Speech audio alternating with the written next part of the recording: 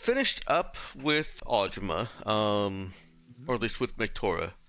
Finished up with the Audrima as well, and gave Virgilia, finished up with Virgilia's tour, handled some crew situations on the ship, and got the Dark Horizon ship loaded up on the Raza. Mm. You also got Beth's core and have agreed to integrate it with the Dark Horizon ship. Some modifications need to be made so that she can actually reside there and not simply use its comms. And I also gave you some assurances, so to speak, that Beth, being an AI, can't just come over and take over your ship. She can utilize any open comms infrastructure um, that's that's reachable to her if there's a wireless or whatever, um, and she can. I think that's actually about all I said that she can do. Um, For now. yeah, for now. Of course, she's the AI. She can do anything she wants, right?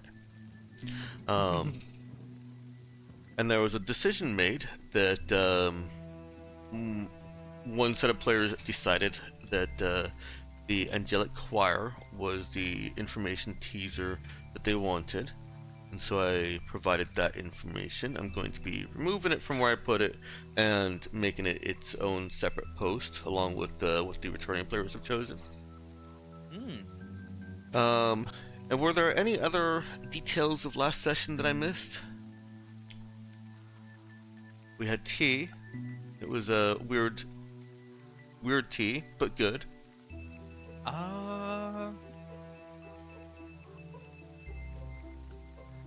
It was kind of a shorter session, but I do still feel like there was something. I just can't place what it was. That's right. It was a shorter session. That's why I feel like I'm missing something.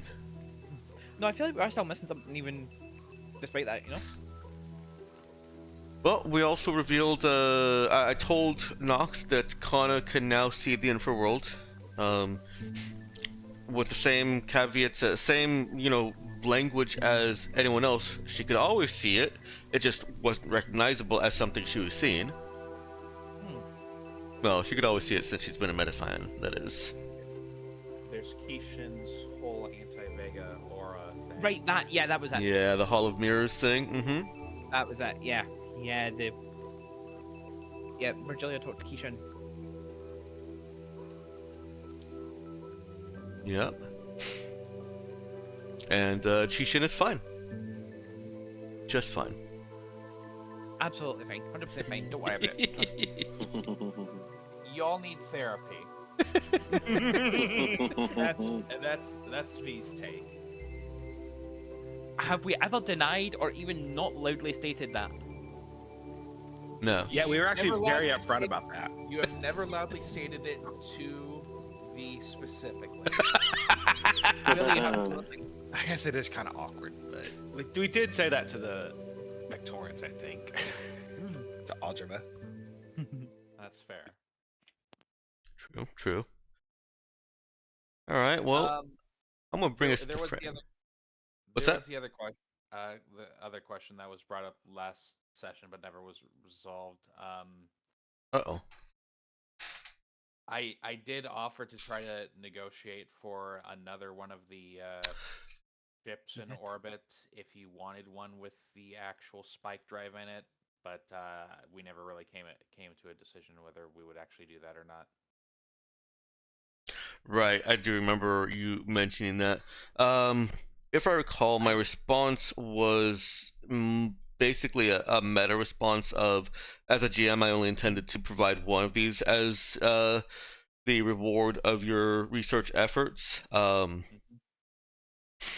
And that would play into the fiction as, if I remember what I said, gosh, has it been like 3 weeks? That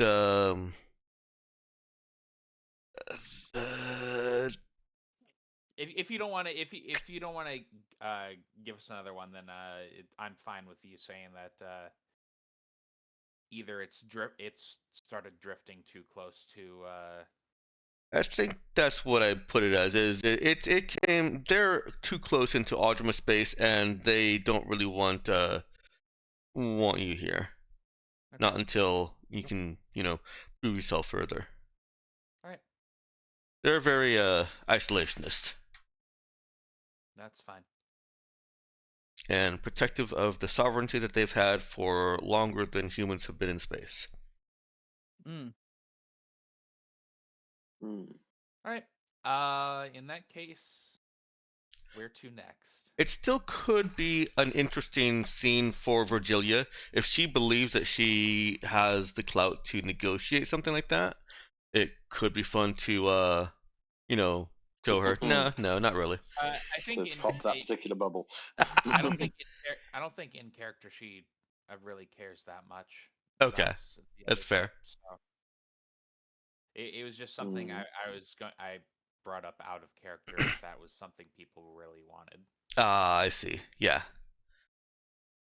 I'll move you over to the ship screen and put on some Audrema music because you are still in Audrema for a minute. I think we're planning on splitting, so can we get the sector map actually? But I like the Audrema music.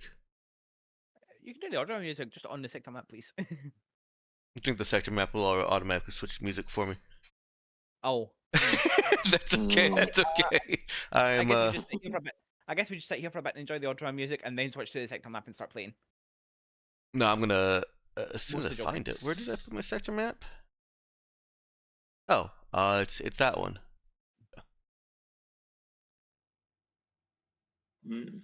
Yeah. Okay, so. Before you start, Okay. I do want to finish up here real quick. So let me pick up, copy text, and post. All right. Returning players have voted on the Great Dragon.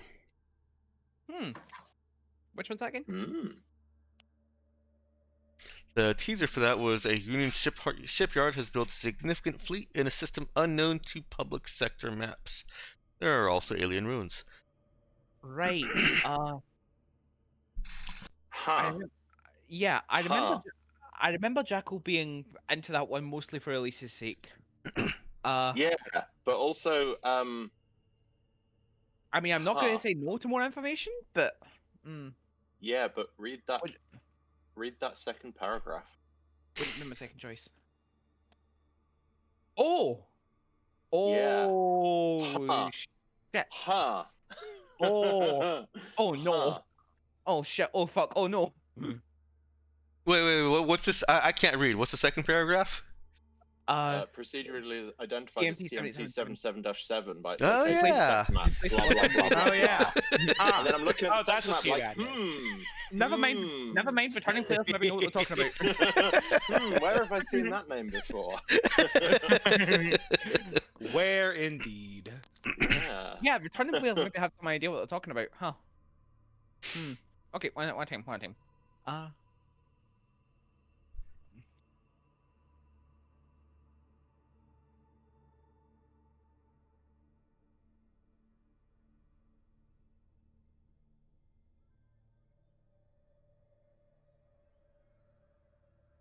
Okay, right, so the first one, the planet's core is hosting a portal.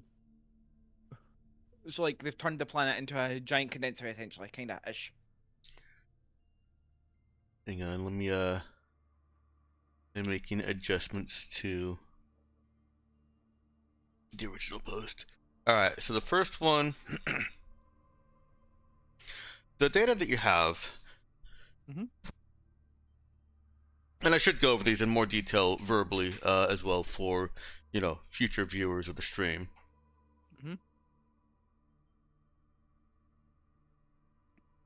Okay. I stand by my original statement. Oh shit, oh fuck, oh no. So the first one is information about Kos, which is a planet in the Maribia system, which is under the League of Autonomous Worlds, LAW, which is supposed to be a league of equal worlds over in the blue circle that you've got centered on the screen right there, with UIS at its center. But the Shogunate has kind of, through military might and, well, political, more political, I don't want to say aggression, drive than the others have, has more or less dominated the league, where it was originally founded as a defensive alliance. The Shogunate is driving the others to become military capable. Kind of like city states, but on a planetary scale. Yeah, and definitely unofficial. Like they're all still equal. Yeah. Quite. Exactly. And so they're all equal, but some of them are more equal than others. Exactly. So the data you found is that on Kos in Maribia, there's a network of condensers that the Raza in previous cycle found to be running and self-sustaining. And it wasn't verified. There's nothing that actually verifies that the planet itself is a self-stabilized portal, but the data suggests it. And this does give you more data about the portals and their basically reaction, their runaway reaction. That once they get kind of looped into another power source that works for what they're doing, that they can feed from, like a planetary core or a star, then the excuse me, the framework of the condenser is more of a stabilizing effect.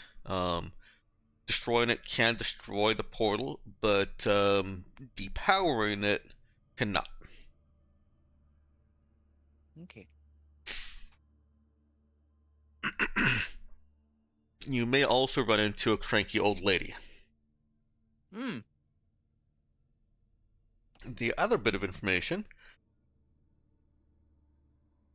as Vile reacted to, is that Timmit 77-7 over there at 0905, where you've made the note, if I recall, this is where we lost our memories. The last cycle Raza went there, and they found the biggest shipyard the sector has ever known, operated by Union, with multiple capital ships, one of which was operational and active and reacting to their presence. Multiple capital ships. That's unusual, right? Oh, that's very unusual. There are no capital ships in the sector right now that are known of. Yeah,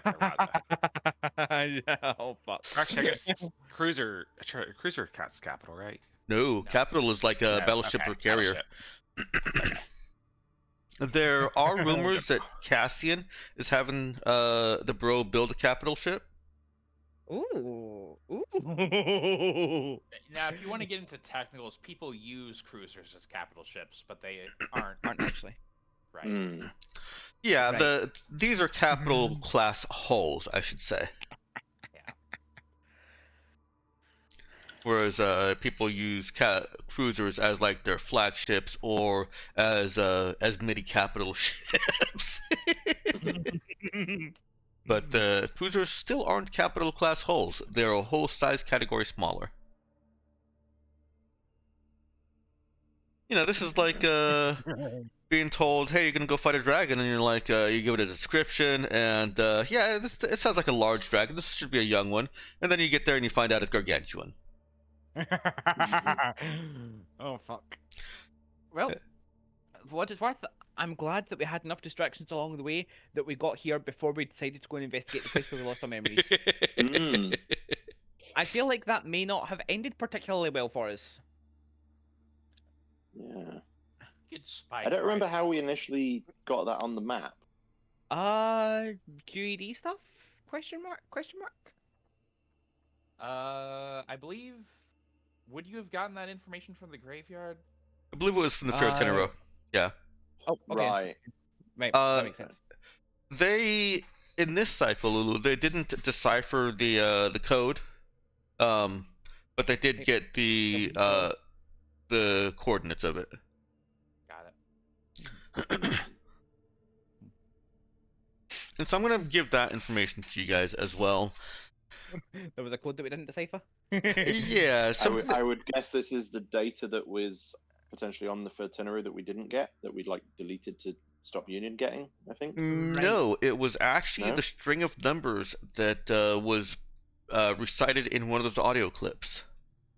I do remember something like that. Oh. But yeah, I don't Gincha, remember as I recall, we left the data on the 13 row so that Union would have.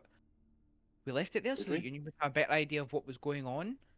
And then we Right. found later on they were doing their own research into it, which I suppose we can't really blame them for. Yeah.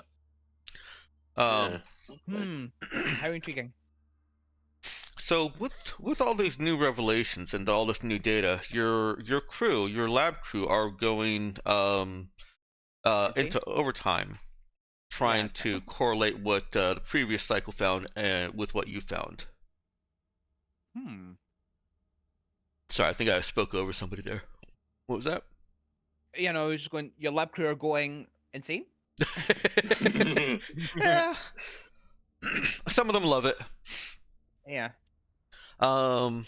And I do wish that I wish quietly, when she's not listening, that Beth had a better Beth had a better job of keeping track of everything, because this is already like valuable stuff. Now, I'm gonna go meta for a second here and say, out of character, I think it would have been way too much if I had just given you all the information pops. So yeah. Nah, it'll be fine. Look, even if we don't interact with all the information, we will find uses for all the information. If nothing else, we will find buyers for all the information. Right, so I suppose that, like, saying, oh, I wish Beth had given us more stuff, assuming we can't handle, like, more than 2 things without getting distracted, I suppose saying, oh, I wish Beth had more information, is like saying, oh, I wish we had a big pile of treasure or political favour to go along with this. It does remind the angelic choir thing does remind me that, you know, that being in, I guess, the EIS sphere of influence. And we were planning to go there at some point anyways. Yeah, we were. Not a bad line to go there. Once we get more guns fixed up, yeah. Yeah, once the Raza has teeth, I believe was Well, the. I mean, we have a stealth right. armor now. That's a tooth, right? Oh, we have 2 It's teeth, right? Just a detached tooth. Yeah. Okay, so we've got 3 teeth. Cool. In fact, with Beth in it, it may even be a wisdom tooth. Hey! I'm sorry, Future Dex. Also, hi. Got you. I mean, you've got 2 weapons, so that counts as teeth. That's teeth. Yeah. Okay. Now, before we go too far, I want to get back to the numbers thing real quick. So, what they've deciphered is that the string of numbers is timing information. It is not a rudder, but it is timing information that is supported by the Cycle 2 data. Access to 77-7 is only possible within a 3-day window every 28 days. And so anybody that tried to jump there outside of that window or from the wrong point is jumping into an empty hex, which is an immediate roll of 3 on the mishap table. Right, so it's kind of like it's out of phase most of the time. Mm-hmm. Interesting. And totally not a suspicious place for them to be building multiple capital ships. What do they even need multiple capital ships for? It's Union. Huh. True, but like, if they publicly gotten by with none, then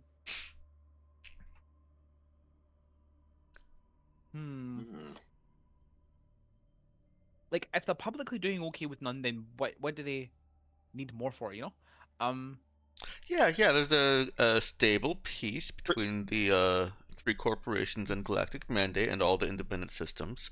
Why would they want to disturb that? Yeah, I don't think we I didn't have suppose- info on their motives for I suppose gearing up beyond the I You suppose if you didn't have the know. biggest, you're okay with shaking up the peace and like the uncertainty of wartime to try and claw out a better position if you have the biggest stick going into it. I will give additional information. Union is the most aggressive of the three corporations, the most openly aggressive, Okay. and the most openly militaristic.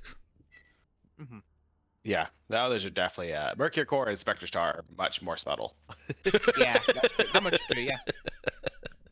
Yeah. I mean, I wouldn't exactly call Trail subtle, but subtle. But compared to multiple class capital class ships, yeah, it's quite subtle. Yeah, yeah. Like Relatively speaking. He didn't come at us at a ravening, slavering monster. Okay, let us create a list of things. A Things list that of we might do. things. A doing things list, if you will. Or even if you won't, I still will. So, yeah. I'm sorry, was there a question in there for me? No, it's just a declaration of intent more than a question. Okay, gotcha. Our next steps list. Yeah, possible next steps list. I'm gonna move you over to the player journal. Could do. Yeah, that seems like a good place to be right now. Yeah. There you go. Okay. I have to get a computer, but you know. I may need to give you more space soon. Yeah. Okay. So I think we did that and that and that, right? Yep. Cool.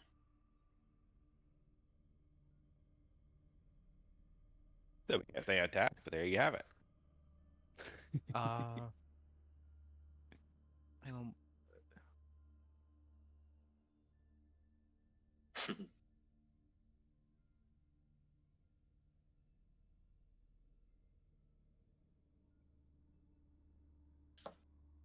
What would I do with multiple as level ships? Yes.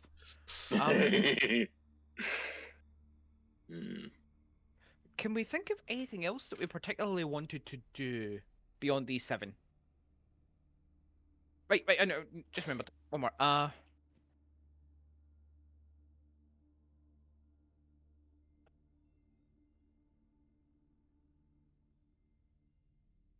Did you still have a separate map up for this Dex? Yes. It is still at sectors without number. Let me. It links. There's a link to README. Yeah, there you go. Sorry, what? In the README at the top of the journal in Roll20, there's a README page, and there's a link to start sectors without numbers there. Apologies.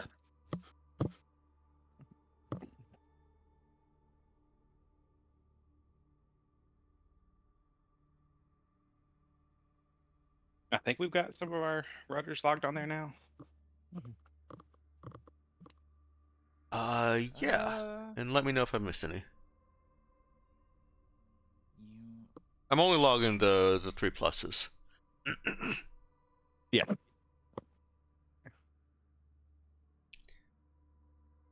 Okay, this is all that springs to mind for me. Does anyone else have anything else that we might have done and didn't yet?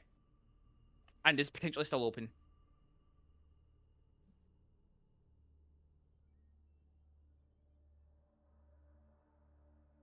Sorry, did you put a list somewhere? Yeah, it's on the screen below the characters. The roll 20 Oh, page. I see. See Okay, the sorry, I'm tail getting text. that better Mm. Shoot more Something slightly. actually, yeah. Here we go. Yeah, I'll get rid of my scribbles. Would appreciate. Okay. I forget what the bit is called that we need to go that we have guns. The fucking where's milking from again? UIS. Yeah, UIS. Yeah, yes, that's. Okay.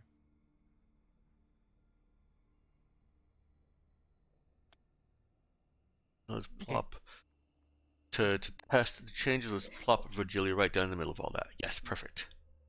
Cool. Yeah. So before we like decide on what we're doing, can anyone else think of anything else that we still have outstanding?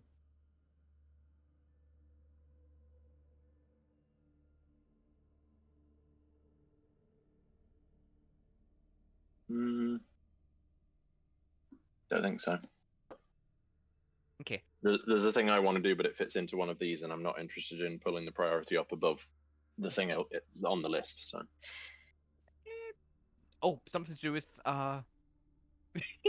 You've just reminded me of something funny. I forgot to mention it before. Let me DM you so that I remember it. But yeah, Okay. anyone else like anything? Yeah, okay. No.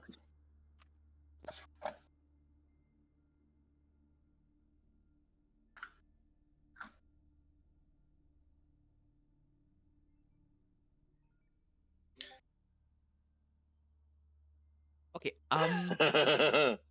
That's not the thing that I was thinking of, but yes, we probably should do that at some point. Yeah, make note of yours as well. Yeah. Okay, so yeah, Sorry, mine fits into that one. Meowkin. Mhm. How's ship money looking like with regards to paying wages, but also with regards to like paying for fixes and upgrades? How we doing I for funds? mean, the wages relative to what we get from salvaging is not terrible. Yeah. But I don't know what. I mean like say we fucked off and did other stuff for a month and like didn't get money out of it somehow. How would we be doing? I guess our ship funds are kind of low right now. Okay, so that's How much? But- How much do we have? We're only at it's on the 53K. cruise ship somewhere. Because I think we spent most of it on the Eternal Reactor. Oh, Yeah. That was a pretty large sum. Let's spend a chunk of But- that. You guys know I have 100K on me, right? Like I said, No. I think we've all got 100K. I mean, I think most of us have at least Yeah, we 100K all as have well. something like Yeah. that. So, like, if we don't mind dipping into our personal funds, I don't think we're at any risk Yeah. anytime I soon. think we're fine. Okay. I mean, what's I our want to say what's this. our crew expenses per month? I don't remember the numbers. It's like that's not 450. 100K. 42,000. Yeah. Oh, yeah, no problem. Yeah. So we have 1 month's worth on it. That's- Oh yeah, because I think that will be aside. It's like, oh, it's not going to drop us below 1 month of wages. Okay. Right. Yeah. Yeah. Right. Yeah. So it's like, well, it Okay. sounds low compared to what Yeah, we've been at. so- It's Okay. still good. I don't think we need to worry about it because Das barely spends any money, Yeah. I've and stuck an orange. Das alone could cover 6 months of that. Cool. Okay. So we're good. I've stuck an orange dot there for moderate priority because we should probably get more money, so we're not biting into our personal funds. But we're Yeah. probably okay. Picking up porcelain's got to be a high priority, but I feel like because like the sooner we go down, like it's gonna be difficult to find her the longer we leave her to her own devices, and also Mm. she'll set up more that we'd be pulling her away from. However, when we grab her, that is going to put us right back on the main plot fast track back to Audrima, Yeah. which is not necessarily a bad thing. I'm gonna mark that as green because I do feel that's important. Oh, Yes. there is something else on the quest log. We need to visit Onalau. Remember why we need to visit Onolau? There was a thing. Oh, that's there is the Was there a thing? I can't remember where the thing was. well, there's an infraworld infiltration there, and there's Hmm. also technically another me, sort of. I don't remember hearing about the infiltration. Hmm. We have the location of Onalau. Okay, I don't remember hearing about the infiltration. I think I've brought it up in character. Hmm. Okay. Okay. I'm gonna put a star there, Mhm. and I'm gonna put a dot there because I think if we do the Great Dragon, we want to fix things first, Yeah. So Great Dragon's and that traditional. can apply for anything else we want to fix stuff for as well. Yeah. We can I- pick up Porcelain and talk to Cassian on the way to UIS. Yeah, those are both on the same planet. Was what I was thinking. I didn't consider that they were on the way to UIS, but you're totally correct.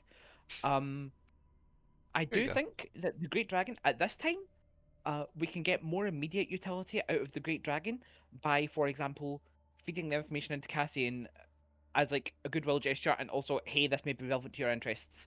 You already know that he's been sticking it to Union. Yeah, so I feel like this is definitely relevant for him to know. I would like for us to decide on what we would like Cassian to do or tell us in return for that, because that is like a valuable piece of intel. Like, we're not just telling him, oh, by the way, this is a thing. Like, this is a thing. Here's the proof. Here's the coordinates. Here's the keys to the locks. I like that you're going into a negotiation already thinking about what you want instead of floundering at the end. A couple of times now, so we have to get good at some point, We're right? learning. Yeah. Oh, I'm not. But they can learn for me. Don't worry, we have a high charisma character with us now. There's no way we can possibly fail. This, future deck, is called foreshadowing. Hey, I will give credit also. You've got a high charisma character and a high notice character. I try. Or is that both you? I'm gonna hold my mouth on that one. Look, I don't have spare points to put into wisdom. I need them to shoot things better. I did what I could. Okay, I've got notice too. But yeah. So. And I don't know if you saw it, but I did post a link to the data you have on Onalau and where it came from. Yeah, and I've just read that thank and then looked back, and that's the that. the one of the options we had for the data from Beth. That is the first colony. So we didn't get the data, but we have the clues to go and find out anyway. Is that the first colony? Well, if you click on the link that Dex just posted. Yeah, yeah, is that the first blah colony? blah blah is in 1102, the original colony of Artemis Black. So yeah, Okay, I think it is. Centuries old and still has humans in it. That's basically like that hits similar notes as Blue Dawn, and we were interested in both of those. Remember Ginja? Vaguely, yeah. Like I do think super interesting, potentially useful. Don't know what the fuck we'll get out of it. Potentially super fucking interesting as well. I would like to. So that's in Onalau. Yeah.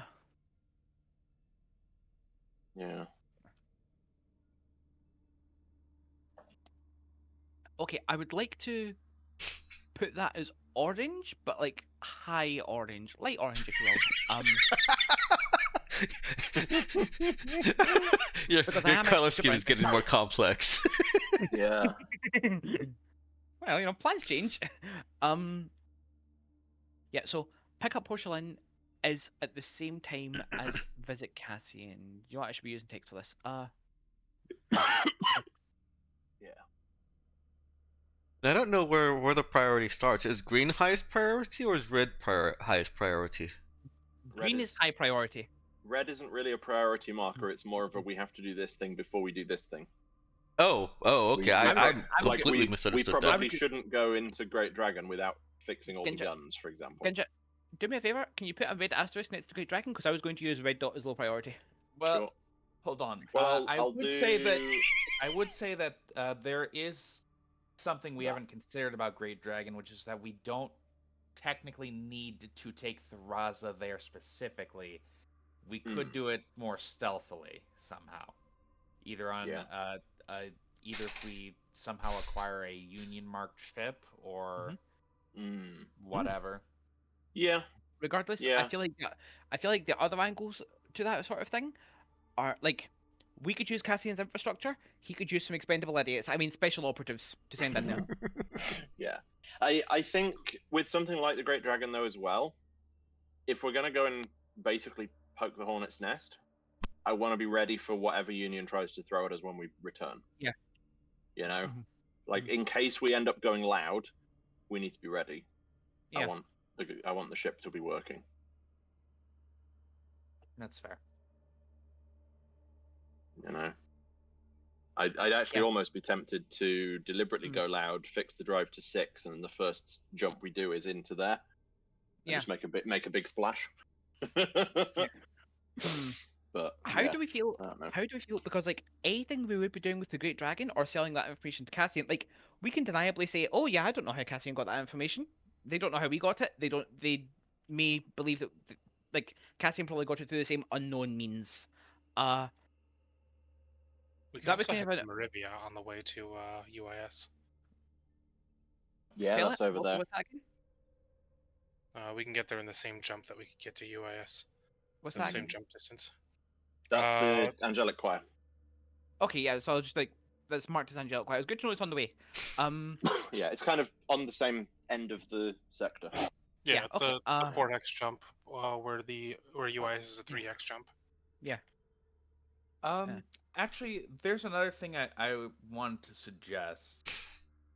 And this might be a pseudo in-character suggestion, but if you have a time, just building a bunch of little probes to leave in various systems with that infraworld detector, with the design you got from the database for the infraworld detector, just building a bunch of those with building a bunch of those probes, leaving them in orbit around every planet we jump past might be a good idea.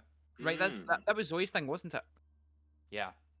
Yeah, I'm on board with that. Let's do that Let's do that like as soon as we feasibly can. We need salvage for that. We do probably need salvage for that. Right. Salvage up to green. Is this moving salvage up to green? I think so. Maybe? Yeah. We'll say maybe. It's not like whether in discussions with Cassian or with Union, if that's a thing that we do soon, either of them may go, yes, we'll buy the schematics and start scattering those ourselves, which is not like pushes the priority for that down for us a little bit, I feel like. Yeah. I know that I'd like the ship to be really fixed. Yeah. There's the option too. We don't necessarily need to do salvage if you have another way of making money. That kind of has been a way of making money. Well, yeah. I mean, like working for someone or stealing something big, really. Yeah. Maybe we can steal a capital class ship. You know, I had exactly the same thought. Here's the problem with that. We would need a lot of people. Even if it was entirely empty when we found it, we would need a lot of people. As long as they aren't as powerful as the Audremans, I'm not super worried about it. Putting that aside, who's gonna buy a capital class ship? Like, who has the money and the inclination and either the stealth or the social authority to get away with it? Cassian. Well, True. Yeah, what if he's not invested? He is. Regardless, that still means we're going past you could Cassian probably first. sell to the Shogunate. Oh, that's an interesting thought. Actually, that is an interesting possibility. I have made the other space detector equipment item visible so that you can see how much it actually costs. Yeah, it's like 20k. Which is a little bit. I feel like that's an after the ship is fixed thing. Okay, so the thought that I had with regards to Union was my little tangential babble before was like, they have no idea how we found out about the Great Dragon. Therefore, if we tell Cassian, we can say we didn't tell him. They don't know that we did. They don't know we did because like, who's to say he didn't learn it the same way that we did that they don't know about? Anyways, that aside, talking to Union and trying to negotiate with them, Prue and Roll, like I say, are a very valuable bargaining chip. I think trying to form an alliance with them kind of precludes us from acting on the Great Dragon. Which do we value more highly? Do we want to do the Great Dragon first as like a sort of threat message, like we are definitely worth bringing to the table, or will that make them less likely to negotiate with us? And if it is, then do we care more about alliance building or stealing a cap ship? So my main thought about the Great Dragon is that actually doing a proper investigation this time and figuring and getting the information from there is what I'm most concerned with. Yeah. So on that note, I don't know that it matters exactly when we do it, because we could probably manage it stealthily if we really wanted. And went through the hoops we'd need to do to do it stealthily. So yeah. I still feel like. Go on, sorry. Yeah. No, go ahead. No, you go ahead.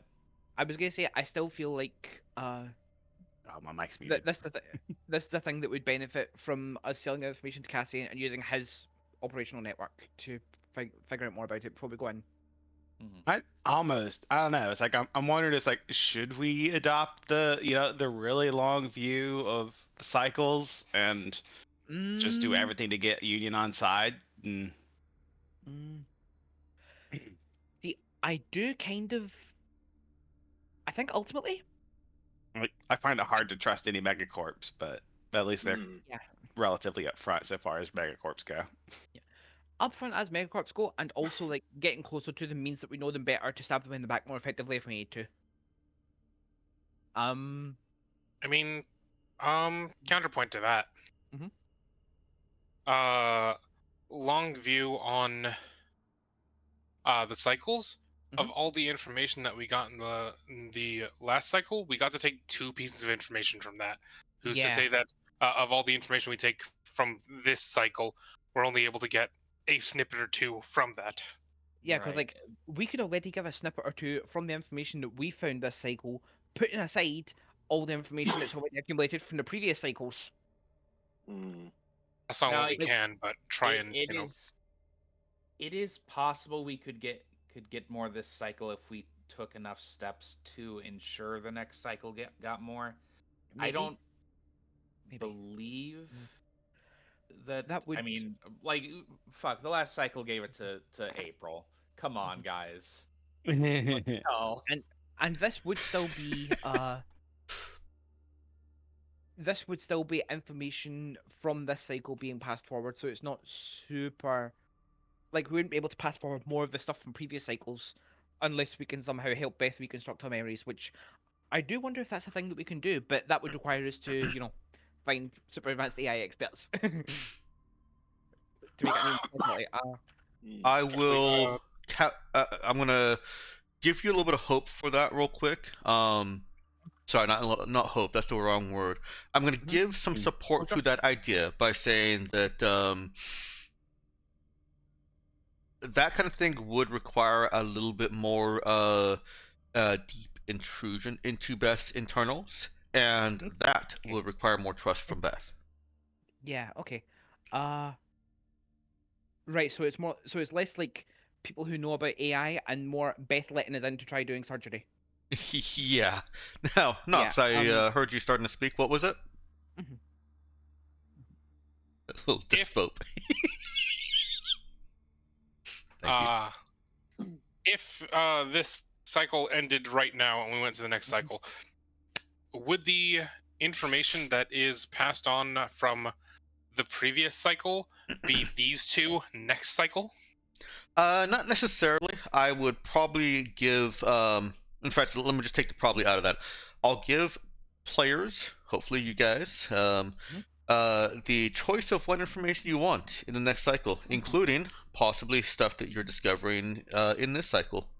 Yeah. Okay. Well, so I like the idea of that system developing through cycles too. I mean, obviously that's a very long view, but I'd actually like to clarify that with Tex. Would it be possible to ensure that next cycle we get more information, or is it just always going to be limited in some limited? It's not always going to be the same 2 limit. It's going to depend a little bit on what you do to secure the information. And I don't really think that how many new players you have. Yeah, I don't really think that. I think that's one issue. Is overwhelming. It can be. I don't really think that you securing the information is going to be a question. except for the rare case that your timer, your countdown, since last near total party wipe, TPK. That's what I'm looking for. Yeah. Unless your timer, your countdown there goes to negatives, as in you've just died, I don't foresee a situation where you won't be able to get information back to Audrema for preservation. And so Okay. the I'll make this is the roguelike meta progression. I'll make sure that there's a way for the next cycle to have something, as long as they take the steps necessary, which is get to Audrema and don't die. Basically, as long as an effort's made. Yeah. Now, Nox, you weren't finished with your thought. Go ahead. Yeah. My question stems from the fact that the cycle was preserved from one thing to another because there was an AI hoarding it, and the AI has deleted most of it. I'm asking if that information is deleted across cycles, or if it's just deleted on this cycle. Gotcha. Yeah, like, can we potentially get those infos back on the next cycle? The ones we didn't get this time. So yes, there's a possibility of getting the information that Beth has said is deleted and deteriorated in next cycles. Okay. I was just making sure that we didn't only have one shot at this, and then we'd have to refine the information in this or a future cycle to have access to it in another future cycle. That's a fair concern, and I'll say that no, I'm not that cruel. I do think then that we should try and gain Beth's trust as a fairly high priority and reconstruct as many of the memories as possible, because it's going to be at least 2 cycles before we have a programming expert of this caliber to try and do the surgery. That's likely so. Yeah. So I feel like we should try and get as much of that this time as we can. Yeah. How urgently do we want to go and see what's going on in UIS? Weirdly, we've had a super hacker every cycle. You have. Zoe ended up building herself out that way, so. No, that was Nemesis. No, that was Nemesis. That was right. the hire. It was Nemesis. Sorry. Can we talk about how sick the name Nemesis is? No. Okay, I guess not then. Sorry, what was the question now?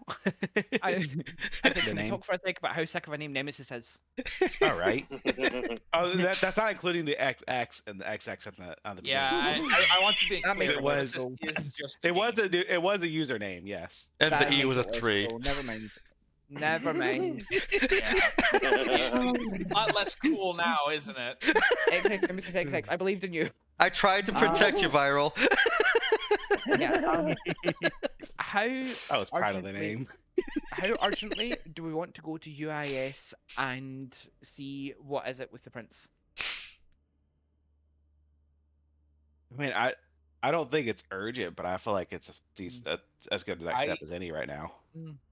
So out of character, I don't know, or not out of character, in character, I don't know them. Out of character, from the sound of it, they might actually be one of your most valuable potential allies if you work with them to actually get access to all of the other stuff you don't have access now, one way or another. What do you mean, the stuff that we don't have access to?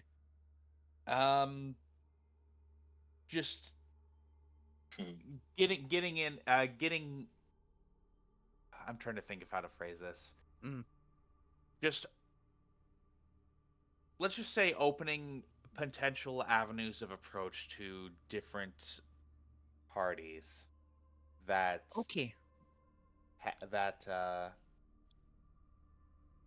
that might not be an option at this time. You know, I was thinking that it is a little bit unfortunate that every time we get information, it's always, okay, let's go sell it to Cassian. We don't really, know anybody else that we can use as another option at that point. And with that being said, I'm down to go to UIS and just see what inroads we can make there. I'm down to make that our next step. I'm not trying to push you back to Mona, but I will point out that I named the thread in which Rajuan gave you information as Shadowbroker. I know. Yes. Okay. I know. Yeah. Yeah. Yeah, but that's an option. He has voluntarily put himself out in the space boonies and put up a big 20-foot high fence and said nobody come in. So. Yeah, but we do have the Take Connor home entry there. Yeah. And like I said, I've got a thing that ties into going there, but not super high priority. Okay.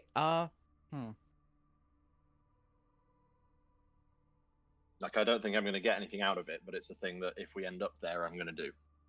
Yeah, that's still nice. That's still nice. Is it Might therapy? even get mechs there. Is it therapy? Remember, Koana found herself Something being like chased by mechs. Also, Something that like that. shit, I forgot about that. Yeah. From it, like I had mix. I had mix there, as I'm like, this first half Mexican, and I'm like, what's mix? Oh. Hell. Don't blame me. Blame your accent. That's victim blaming. Yeah. So UIS and See the Prince, happy enough to put that as a pretty high priority. More colors time, baby. It's dark green. Oh no. So glad none of us here are colorblind. Jackal enters the chat.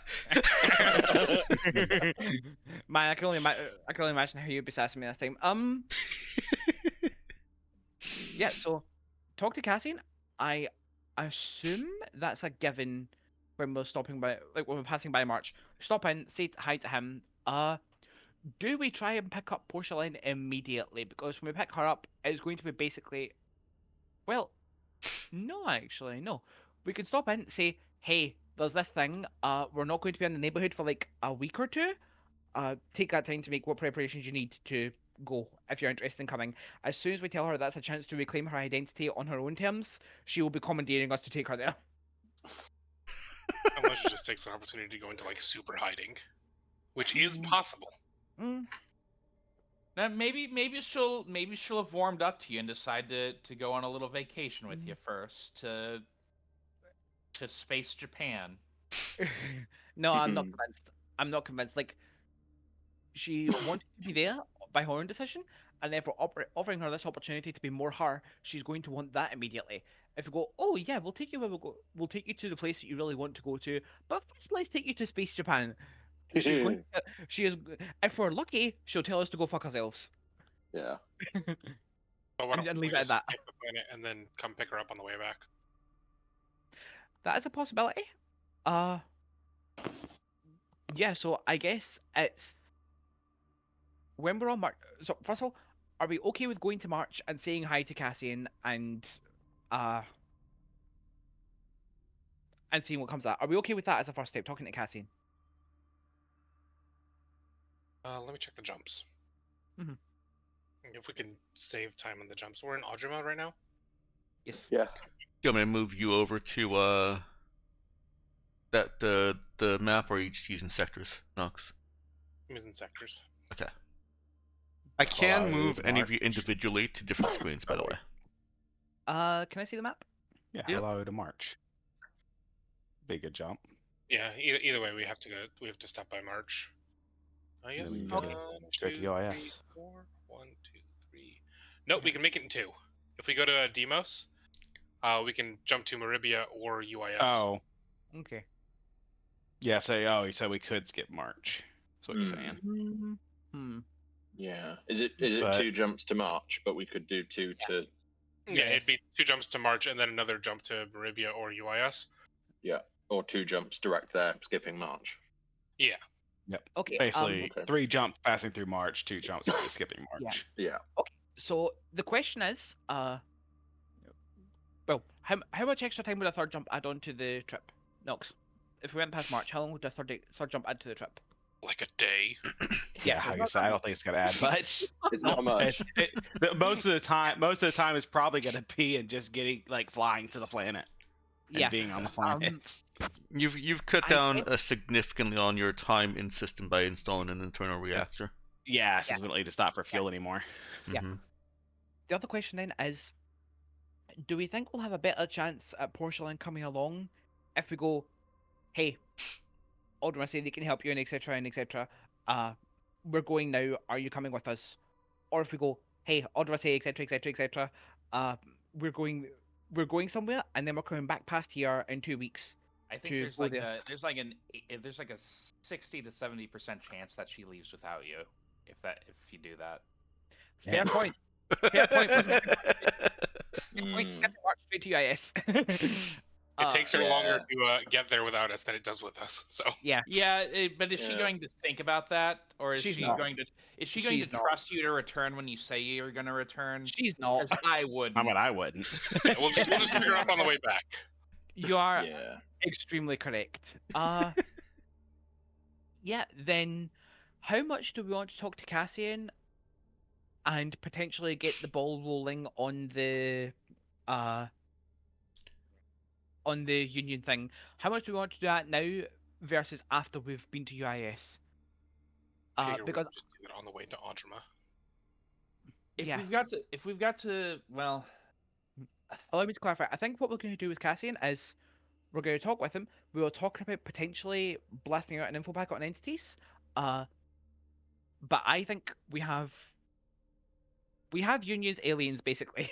And we just blew up one of their stations, and that combined with Cassian going, like, maybe giving us an introduction, like, hey, I have some people that want to come to the negotiating table. All these things combined could get us to the negotiating table, where basically what I think we wanted to do was something to the effect of, you're the current entities, we're the current entities, truce, let's work together. So potentially organising that, potentially selling the Great Dragon to Cassian, and if organising that doesn't work, then just blasting out an info packet about entities as wide as we can for public awareness. I think, and whatever Shadowruns Zoe wants to engage us in, I think those are the things that we wanted to do in a potential interaction with Cassian. We still need to think about what we would want from him in response for the Great Dragon information. Yeah, do we want to do... Sorry, I kind of took over the conversation. That was what I thought we wanted to do with Cassian. Are we okay with that course of action, roughly? And also, do we want to do it before or after UIS? I'd like to do it after UIS. I think after would probably be the safest. Because I'd like to see where they land on things and. I kind of lean that way myself. Yeah. What I would say, in exchange for the Great Dragon, what we could always ask for is just help getting in. Maybe. Help getting in and willingness to buy a capital ship from us. I mean, he did help a lot with that one space station job. Granted, he already had infrastructure in place, but he helped a lot with that one job. I think one person got shot once, and that was it. We blew up the space station and ran away with the data and the aliens.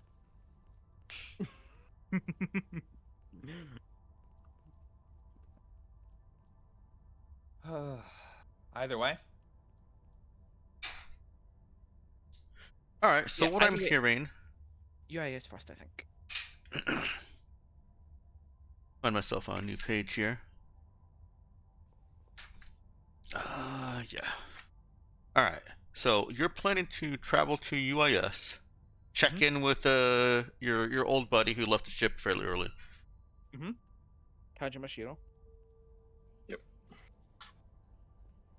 That is Dragon General Tajimashiro. Apologies, yeah, I didn't know the correct honor. I'm not from there. Dragon General. We got it. It's Dragon General Tajimashiro Sama. We've got to do it properly. Otherwise, he will kill us probably. Try. He can try. Someone will try to kill us. They can try too. I mean, I don't know. Where's Kana's loyalty lay? That might be a good question. Because their efforts to try will be a lot easier if Kana is split loyalty or anything to UIS. Yeah. And then you're going to go back to March and discuss. Are you planning to discuss the data that Zoe asked you to get and you didn't give to her? Yeah, because we were going to give that to Cassian instead. Yeah, that was another topical conversation. Add that one to the list. I should make a list. I'll make a list.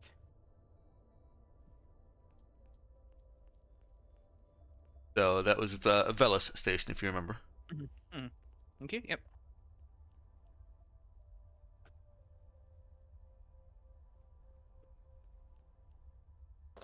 Okay.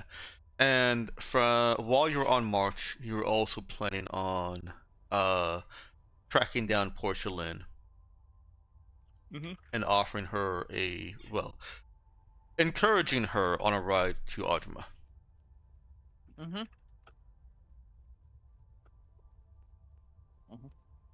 Which we will do after UIS, correct? Yeah. Yeah. Okay. I have good notes for future sessions. Thank you all for playing today. No, I'm kidding. I did do that for about an hour, so. I haven't gotten a chance to play Wilds much, so. Cool, see ya. Bye. No. Who's ready to make the big gamble? I actually have to roll for these pilot checks. Oh god. Yeah. Alright, We have no rudders. I'm gonna move everybody over to the stellar map now. How many days were we in Ultima? We were on the planet one day, right? 17. That's not very long, I don't think. You reached Ojma on the 9th. There was a day spent traveling to Ojma, and then you're on the planet one day, and then another day to get. Well, once you're leaving, it'll be another day to reach the horizon. So effectively 3 days so far. Yeah. Okay. So that's Percy's boosted mag rifle finished, and I'll start on his polymorphic blending. Wait, what? Nice. Yeah. Paid for him a while back, but since we traveled so fast, it takes a I didn't while. hear what you said. Literally didn't hear what you said. It was your boosted mag rifle. Oh, sick. How's it boosted? That's the mod, the damage. Yeah, It's plus okay. damage. You know how it shoots slugs fast? It shoots them faster now. It's been a while. Help you. Yeah. Yeah, it's the problem with us traveling so fast. It makes it harder to mod. And also, no, my point is, I don't look at the mod section every session. Please help me out here. So it's a I plus think 2 it's to plus damage. Yeah. That's okay, because it's only a... Oh, yeah. Yeah, plus 2 damage. Thank you. Alright. Is anybody doing anything on the player journal that I need to wait and allow you to finish? No, I think I'm okay. Oh, you're not on the player journal. Wait, hang on. One more thing. Oh, yeah, that. Never mind. You'll have more time for this because I'm not intending to rush this jump. Ooh. Probably a good idea. Yeah. How We'll all do sleep I... easier for it. I mean, it raises the chance of failure from 0.03 to 1.13. Ooh, I accept. Now we have...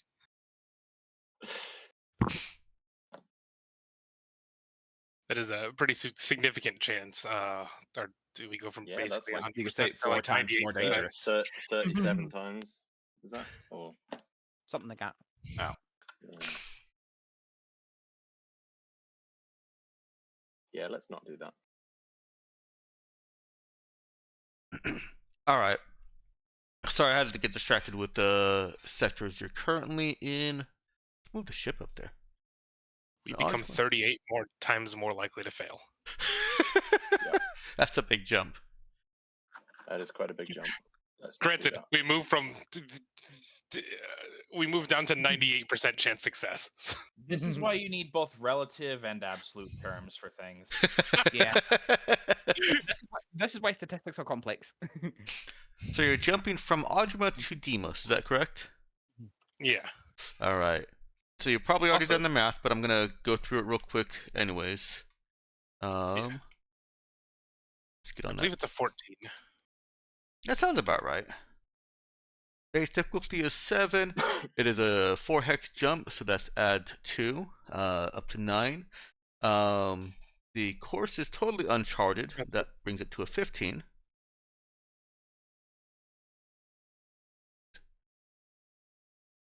What did you say it was? 14?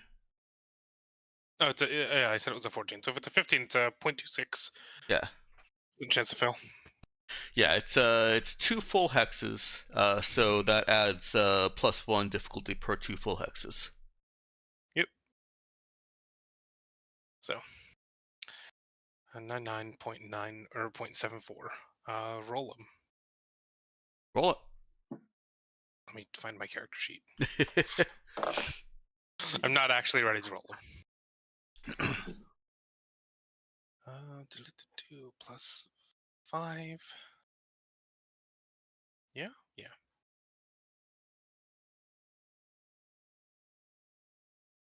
All right. I could have rushed it. That is the risk that we take. Yeah, but you always find out afterwards that you could have. Coulda, woulda, And shoulda. if you did, you'd have found out afterwards you couldn't have. Now we have a reroll. We have 2 rerolls, in fact. Okay. You do. You are benefiting from the character construction of a player who's not able to attend. Yeah. All right. Unless I've missed something somewhere. You're normally trimming. That's why the math looks a little bit different. This drill should take 3 days. So you spent a day getting to the Ajima horizon. You're at July 11th, and then you drill to Demos. You'll arrive there on the 14th. There are a couple of things that need to be addressed before then. Oh, there's a thing from me as well.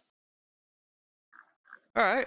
Well, the things that I've got listed are Asta. You remember that she wanted to experience possession, and Koana. You remember that she doesn't know. I'm sorry, Asta wants to experience possession? Uh-huh. Mm-hmm. Ever since they found out that these alien entities possess people, she was morbidly curious as to what that was like. I'm going to I'm going to be very blunt in asking, Asta, is this a sex thing? I was thinking scaroused is probably the word you're looking for, Dix. You were thinking what was? Scaroused. Scaroused.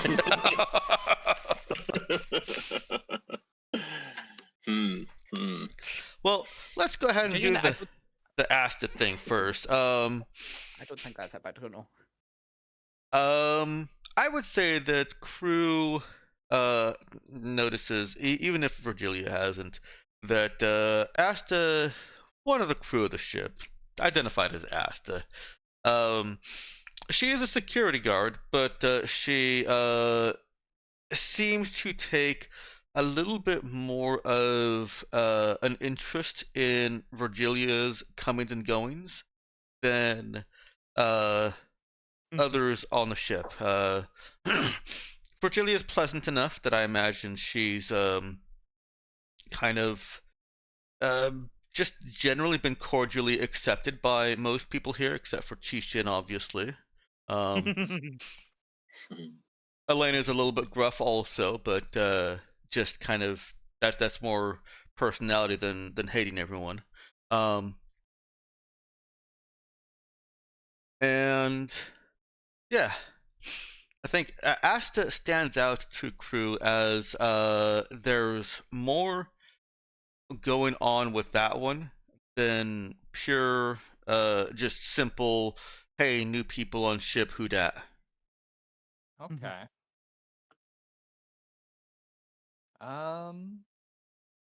So yeah, I think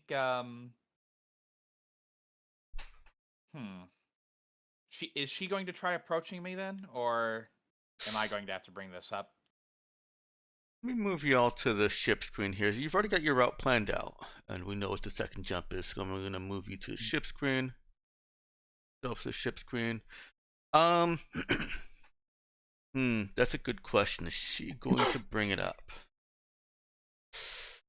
Let me roll something for her. Oh, she'll be in the characters section, won't she? Also, I need some music going. What happened to our music? My music died. That's how it goes. We'll put up the Metaspace music.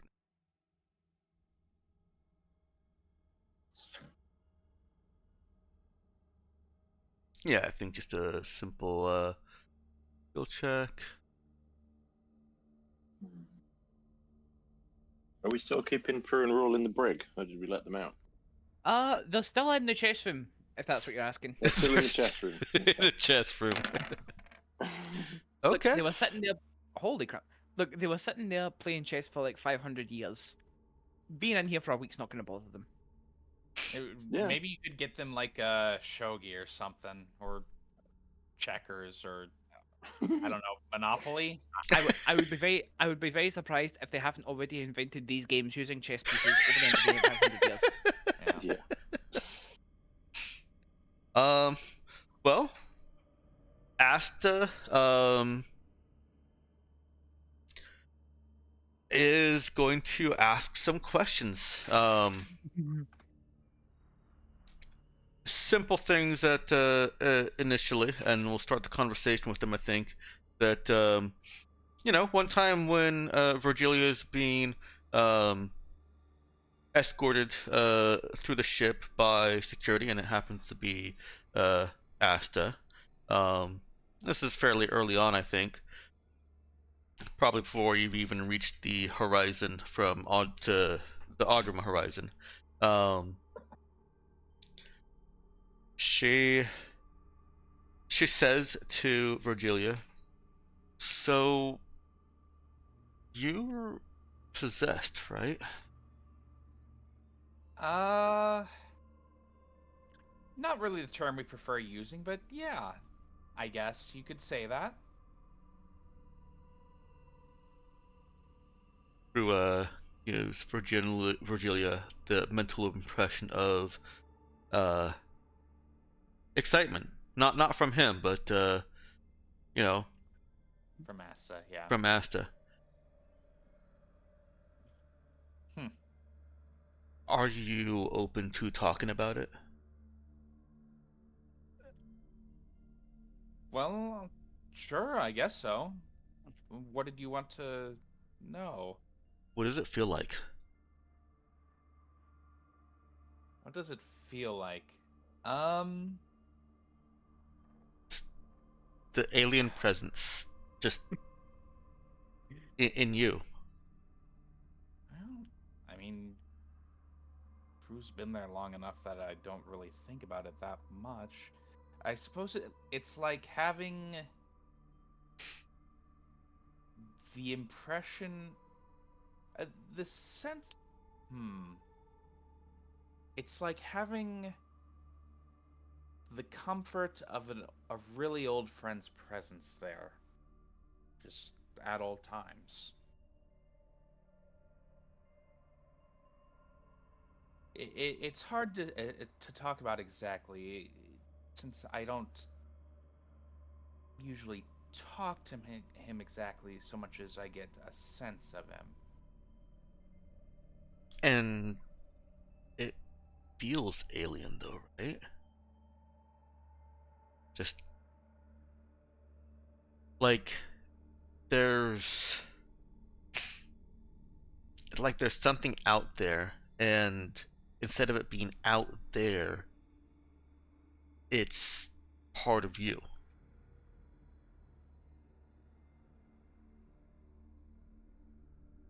Sure. I guess that's a reasonable enough way to think about it. Though, again, he's been with me long enough that I don't really think of him as particularly alien. How long has Rue been with you? Oh, let's see. About 15 years now is when he went to me instead. How did he pick you to possess, or what do you prefer to call it? Shoot, I think there was actually a proper term, but I'm forgetting it now, Dex. Bonding is, yeah. Bonding? Yeah. Just bonding? Yeah, just bonded, not possessed. How did he pick me? Well, I was Mom's only daughter. So there wasn't, unless they wanted to find one of my cousins. It's genetic? For She's so excited. She sounds it. The bonding process for crew kind of is. I wish I was part alien. That's so cool. You're part alien. I mean, in human terminology, you're part alien. Obviously, you're you and you, but Kinda. Yeah. I mean, I wish I'd been chosen. Don't go under. Where can you? Sorry, go ahead. Yeah, she stops when Virgilia starts talking. Okay. I mean, well, I don't. He's not going to bond to you, but I suppose if you really wanted, he could try to work something out with you. Oh shit. What do you mean work something out with me? What's that mean? What? Just like a temporary possession sort of thing. Oh, could he? Maybe.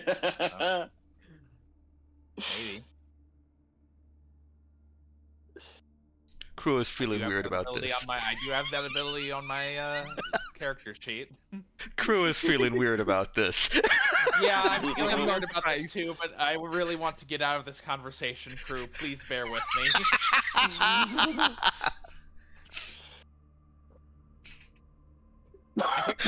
I think everyone is feeling weird about this right now, except Asta.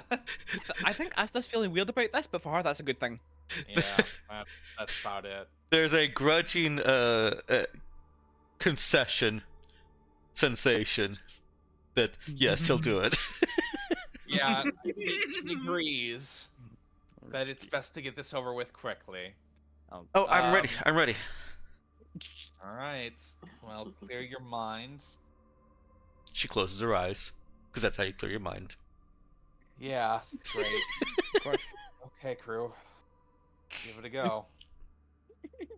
And I guess I'll use the possession ability on her. All right.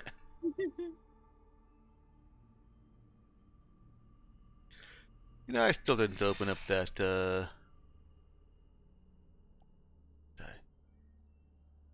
No, I still didn't open up.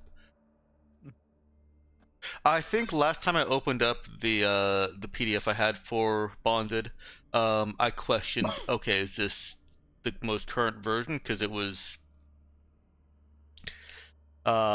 created at some point, and yeah, so I questioned if it was accurate. But here, let me decide where. Oh goodness, where is? There we go, Bonded. Okay. Okay. I think it's. Go ahead.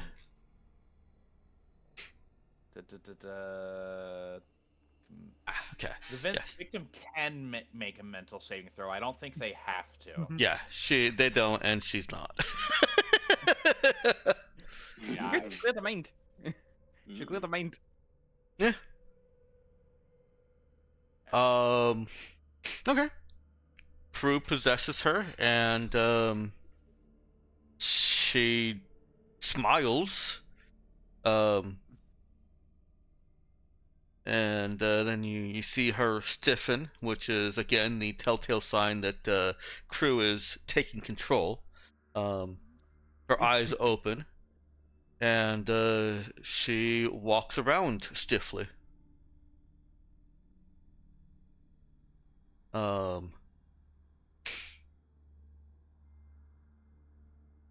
After taking a few steps and turning around and then waving at Riley.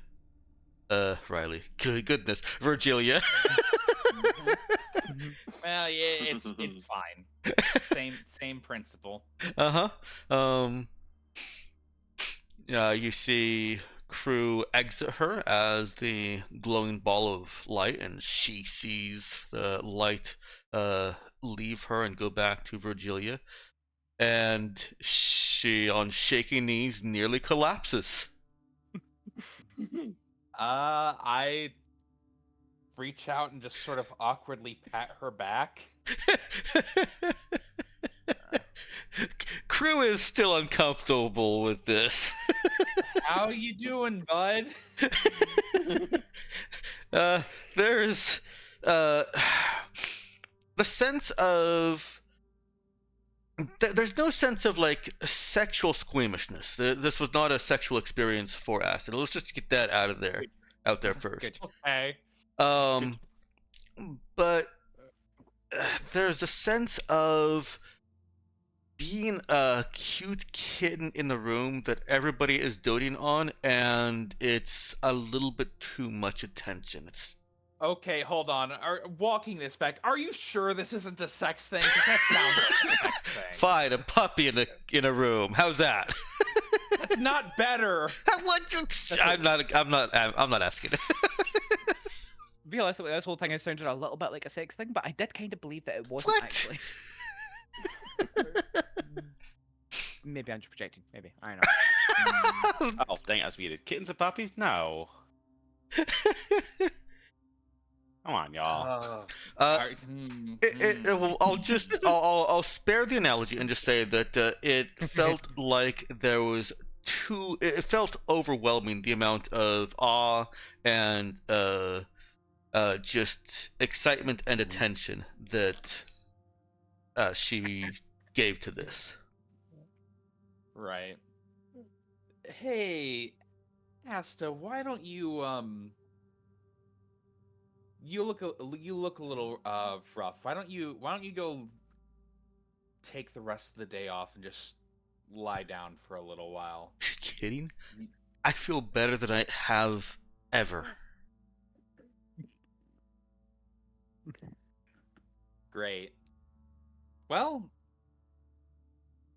hope so experience went well then, I think. Yeah. Thank you, Julia and Rue. Yeah, no problem.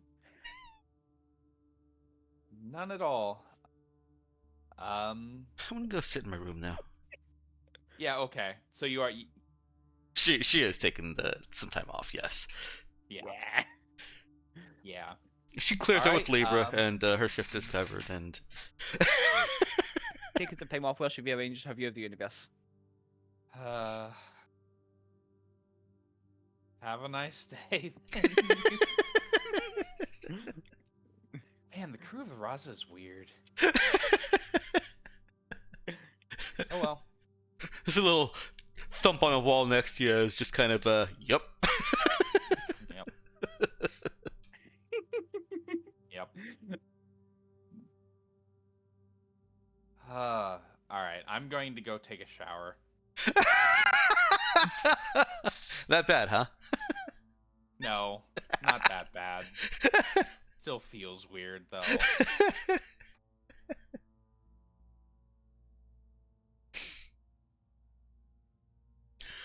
Alright, Ginja, you said that you wanted to do something, or was the thing that you wanted to do related to Koana? No, it's actually not related to Koana. Okay.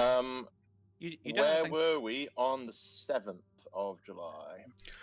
On the 7th of July, you were still in orbit around gosh, now I'm forgetting the places. Irgarji, and picking up Halaya from Brigadoon Station. Right. Although, Ginja, since the topic has come up, you do have something that you should probably do with Koana. Because on that station that you went here, They decided to lay this on you, yeah. Someone mentioned in Koana's earshot that the universe is at risk of ending, and yeah, and we had declined to mention this to her before, and for fairly obvious reasons. yeah, and she freaked out a little bit which explains the fairly obvious reasons. And we all collectively looked at her, took one step back, and went, "Das is the best person for this shit. Where's Das?" Okay. So, like I say, tag you're at. Yep. You're Okay. welcome. Yep. Well, chronologically, the 7th of July is earlier and also short. Okay, So, that's fair. Okay. Yeah. Whose birthday is it? Because Axel. Oh, that's right. You mentioned that. Yeah, the guy who tried to run away. Kind of.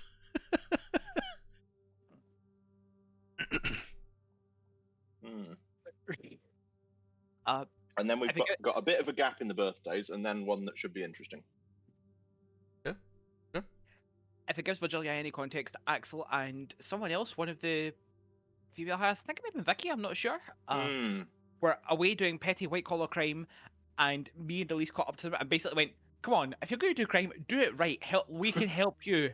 Let us know." And It they're was. like, You and then just we dragged joined them the back. Raza. We don't want a Raza associated with that. And then we dragged them back by the collars. It was Aurelia. Him and Aurelia. Oh yeah, that was Oh it. yeah. Yeah. Which They were Aurelia, the one confronting- that's hard to trust is the low level psychic power thing. Yeah. They were confronting someone that Aurelia believed had framed her for some financial crimes. I see. And there was some confusion about whether her low-level psychic ability to make people like her coerced him into this what turned out to be a violent altercation, or a potentially violent altercation. Yeah. Although he has, in questioning, he said no, he did it all of his own accord.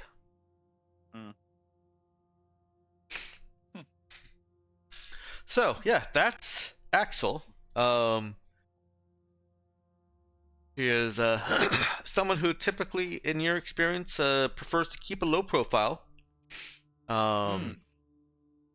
And he is also frequently the guy that you go to for what the manual says. He has read the manual / is the manual. Yep. Back shortly. Okay.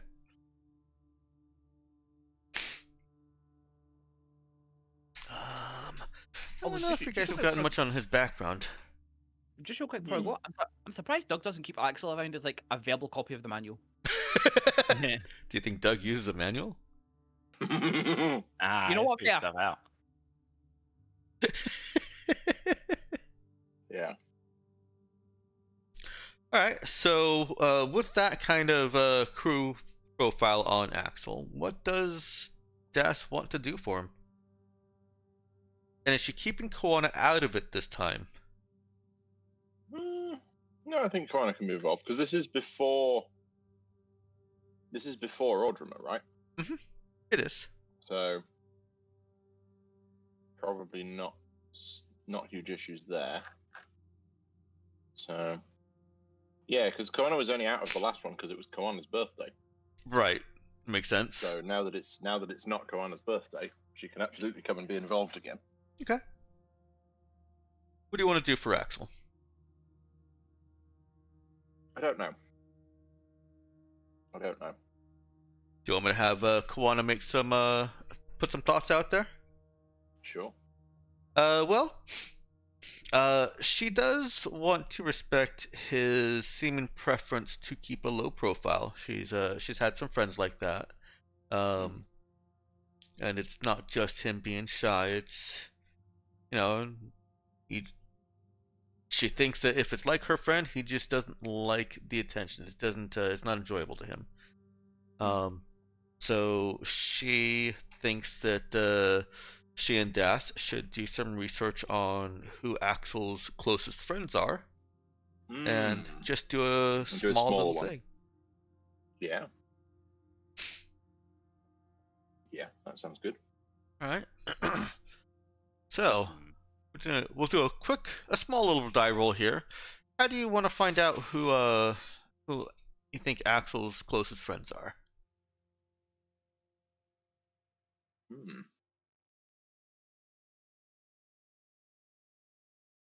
I don't know.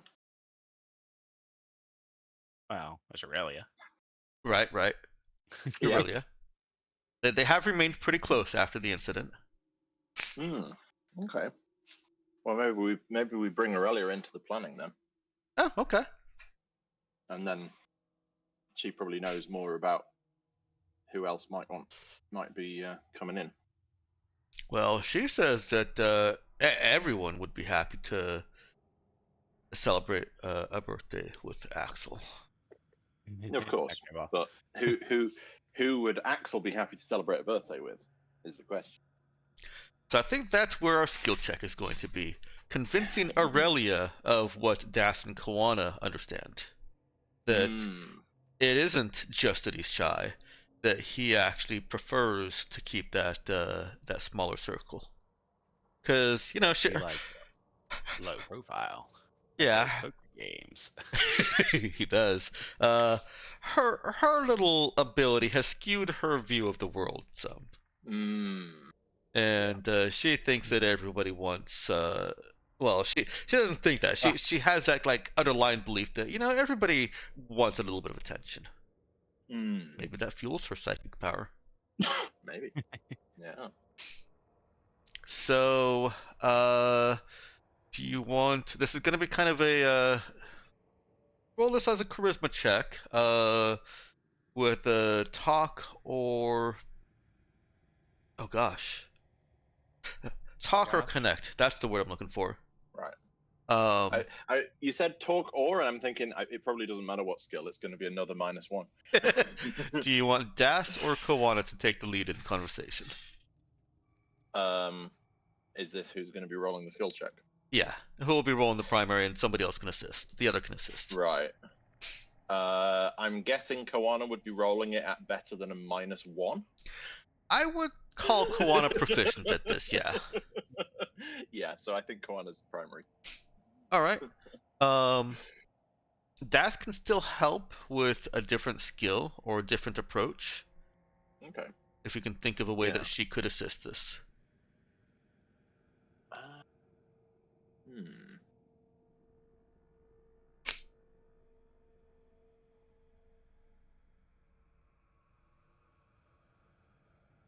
Maybe more on the reading the response side with notice.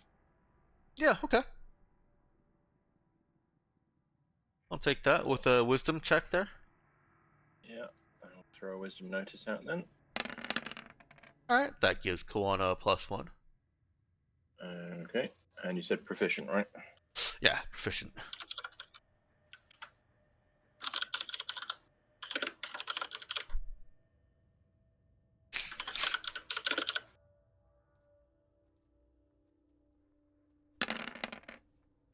All right.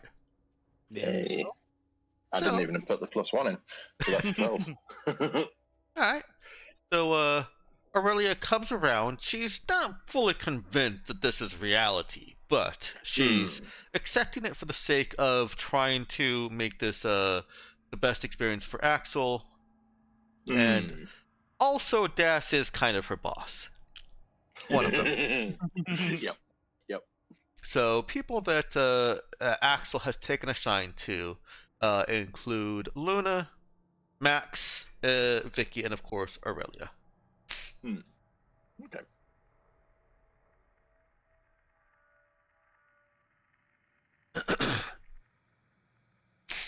And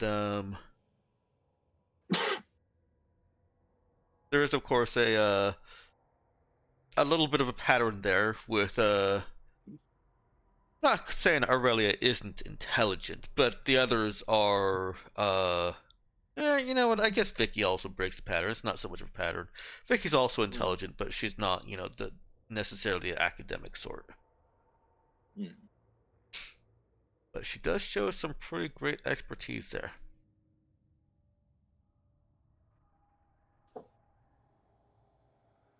Did I close Axel?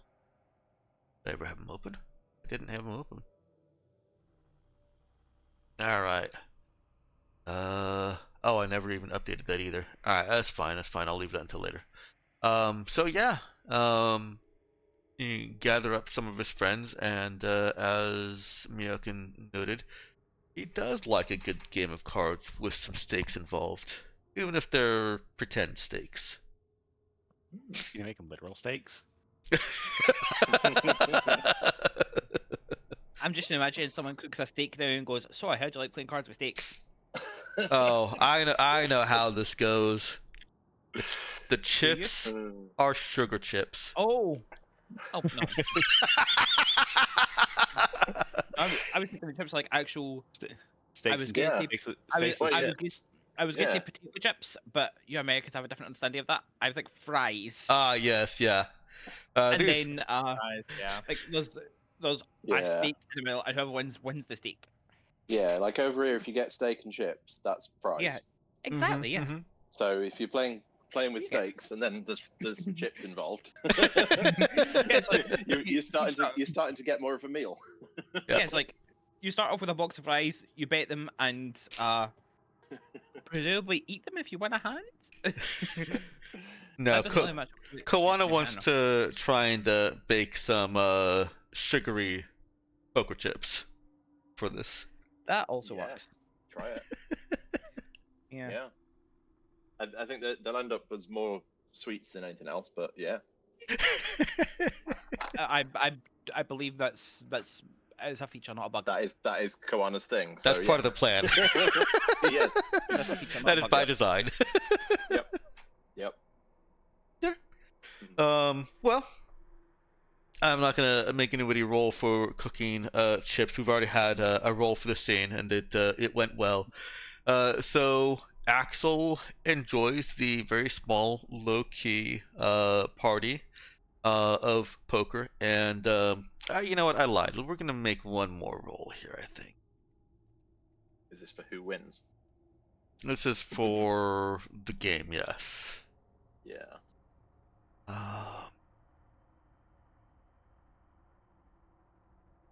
Back up. Okay. All right. So I don't think we need to roll everyone, but let's just roll Axel. I'll go ahead and do that, unless you want to, Meowkin, since you have some familiarity with him. Oh, sure. Yeah. What am I rolling for? I guess. Yeah, Reaction proficient. Skill check, not reaction. Oh, right, for playing the cards. Yes. Yeah. And go ahead and give him a +4 bonus on that. Ooh.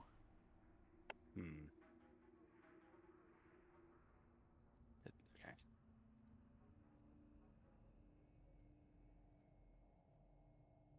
Efficient modifier 4. Okay. All right. I think with the level of. I guess it's a bonus. Yeah. Oh, was that including the +4? Yes, yeah, it was. It was 4. Yeah. Right, because the dice were pretty low. Yeah. With the level of the table and it being more of a celebratory thing, he's not trying to card shark this. Yeah. But because they're both trying to pay attention to everything and make sure that things go well, I think Kawana and Das both notice that he is exceptionally good with cards. One might even call him a card shark. Yeah.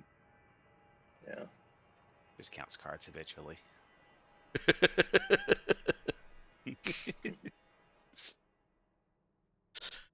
Alright. Oh, a fun little birthday interlude. Let me. I think we're gonna do the Kawana conversation as a flashback also, because I want to give you guys the appearance of moving forward. I'm gonna move you over to the stellar map again. Oh, I've just realised a pun that we've missed this entire time. Uh-oh. A conversation. Oh no. Yeah. Folks. Alright, and now you're drilling from Demos to UIS. Straight to UIS or straight to Marabia? Let's go with UIS. I think. Any objections? Nope. Seems alright to me. Splendid. All right. I just noticed the new text at Tiamat 77-7 or Tiamat. Yeah. Well, it needed a new label. So. Yeah. It's about time. All right. Well, Nox, go ahead and roll for the drill from Demos to UIS. I'll fill a little bit of space here with some narration about Demos.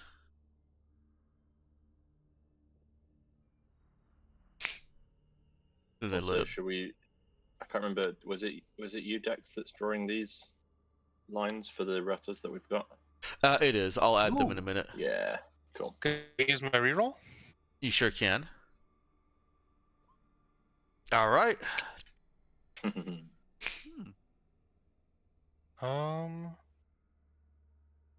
That's a 20.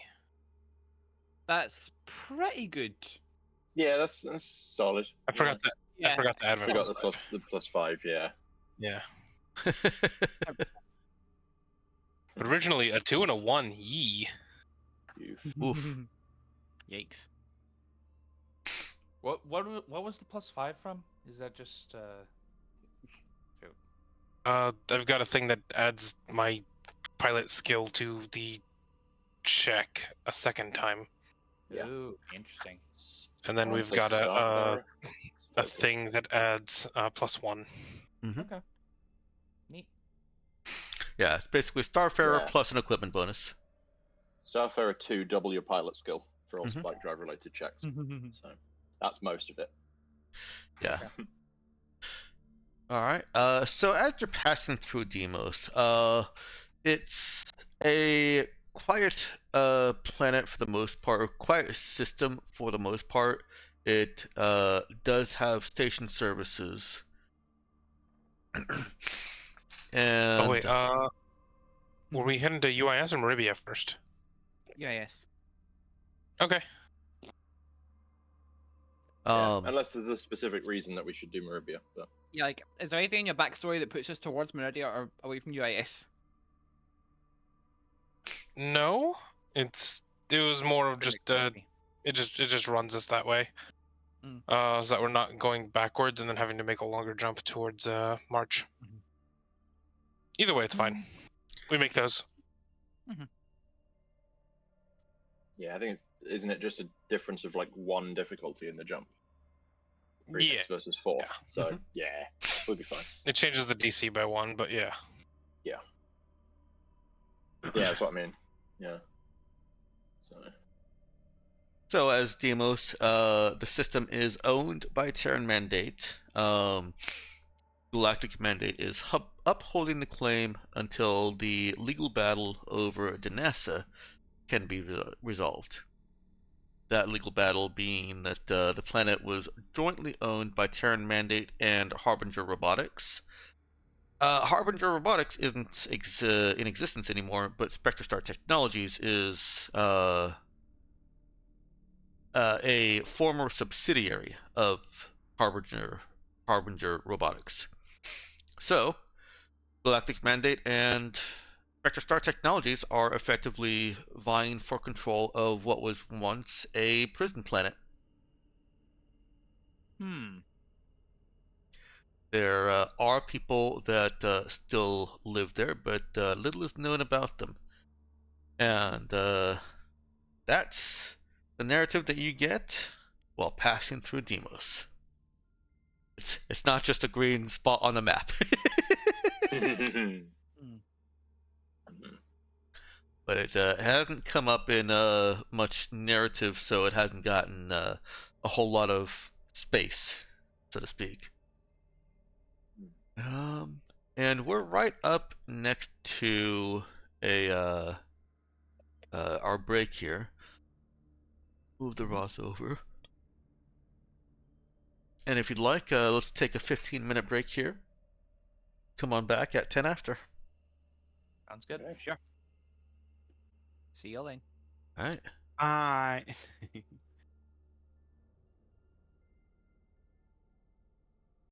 let me bring us back into frame. Believe everyone's back.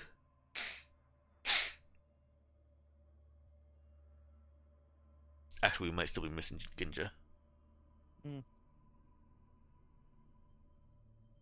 Who we will need for the discussion with see you, Ginja. I'm back-ish. Yeah. Okay. I'm back enough. All right. Are you back enough for the conversation with Koana? Probably. All right.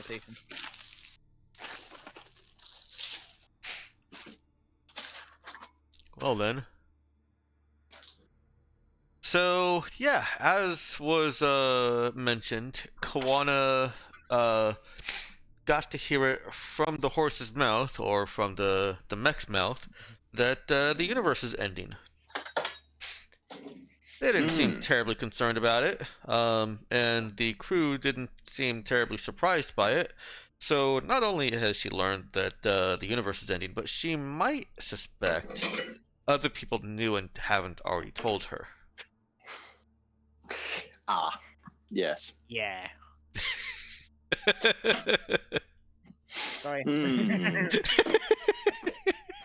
Oops.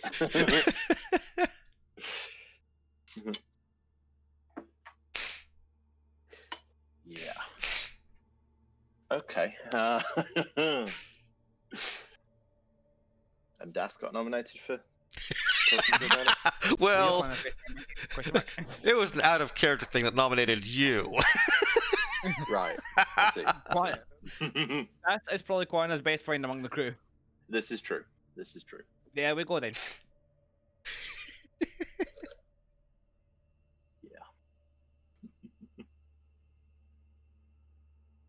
Except now, it's not even the universe is ending. Now it's like the universe is resetting.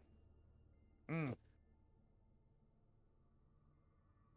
a way, you could Which I think feel of like it it's a as the much universe never ending. Right. But our experience of it is ending, so. Well, at least for another 8,000 years.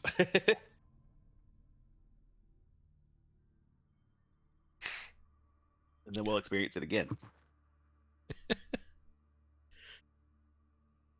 Do you have an idea how you want to approach this, Ginja, or do you want me to come back? I have no idea. Do you want to tell the players, hey, this can't all be on me, you guys have to help?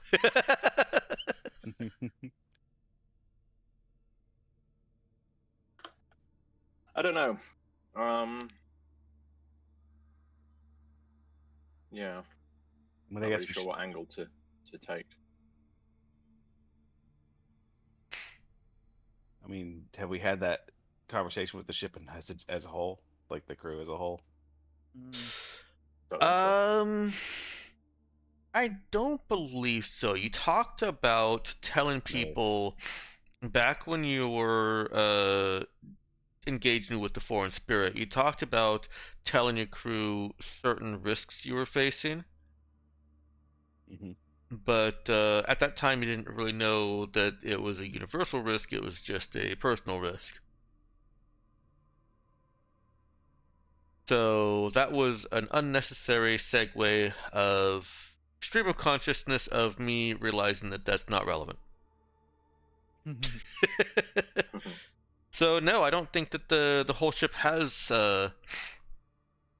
been addressed with the news. Do you want to do that? I mean, I feel like if we're talking about spreading awareness through, public channels or through Cassian, I think we should first have the conversation about spreading the news throughout our own crew. Right, yeah, we should do that first. And obviously that includes Koana, so that makes it a little less awkward. Yeah, Just ask. I would definitely say if we're going to be spreading this publicly, we definitely at the very least need to tell our crew first. I don't want it to be that our crew is finding out publicly from the public broadcast. They should know before we send it. It's perfectly fine to make an announcement pertaining to their work on public media. No, that definitely happens in real life. Out there, some businesses. It does. It's messed up. Frequently. Yeah. Yeah. So that does take some pressure off of Ginja and Das there. Yeah. I think Das will definitely try and reassure Koana to the best of her ability. Okay. And give some explanation of what's going on, but also say that there is going to be more information for the whole crew fairly soon. Okay, so Das still wants to approach Koana privately. Yeah. All right.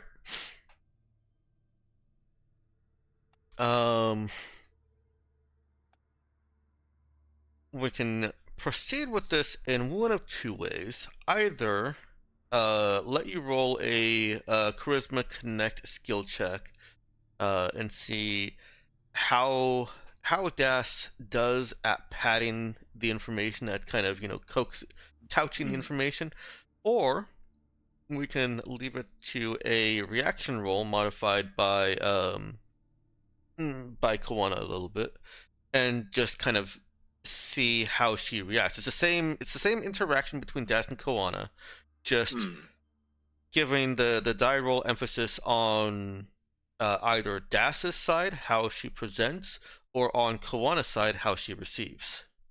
Do you have a preference? I don't know. I don't think it's going to make a huge amount of difference, given I don't particularly have the skills for that role. Okay.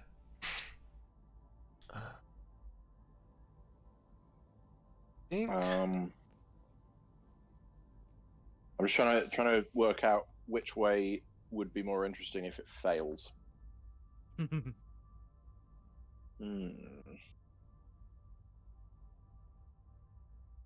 think they could both be quite interesting on a fail.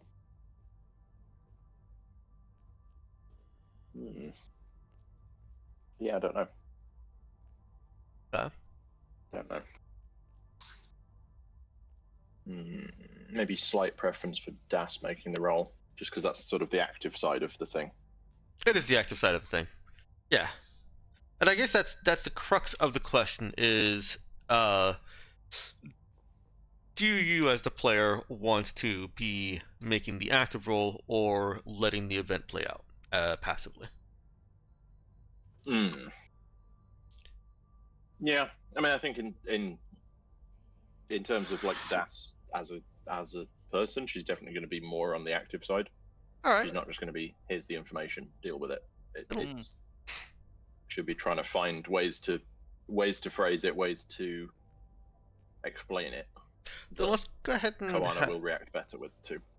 Let's go ahead and have you roll a Charisma Connect check, and you do get a +2 situational bonus because Koana really likes Das. Nailed it. So overall, +1. Oh god. That's a 5. Okay. So this is how the quiz would find out. I feel like that this is like Das walks in, and Koana's there, and then Das walks out, and existential crisis is left. Unless you choose to use, you have an expert reroll, right? I do actually. Yeah, I probably should maybe use that because I feel like Koana with an existential crisis at this level is probably not a good idea. I like to think that the consequence of failure here is that that's going to really throw off the reveal to the rest of the crew for the Interesting. group as a That's whole. probably not a good idea. Better, not terrible, There but you go. better. That is much better, yes. Okay. As interesting as it would be to see Koana have an existential crisis over this. What's Probably that? for the best we want. As interesting as it would be to see Koana have an existential crisis over this. Yeah. For the best that we want. This is sort of what I was thinking about, like what, because if we succeed, it doesn't really matter who rolled, but if we fail, it's like who's doing the failing, and I think it is more interesting if it's Das. Well, there is still going to be some crisis here. Oh, of course. So her first reaction is shock. She believes Das. Das has been through a lot, and Koana looks up to her maybe as much as Elise, maybe more, maybe less, somewhere around there. She's blubbering that she's too young. She hasn't proven herself to Elise, and she wanted more out of life. She just got away from being an ineffectual socialite on Mona. Ooh. She is being vulnerable here. Started feeling her own way.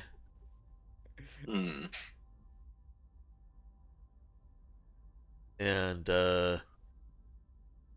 yeah, she you know, bubbly, always overconfident Koana felt like an ineffectual socialite.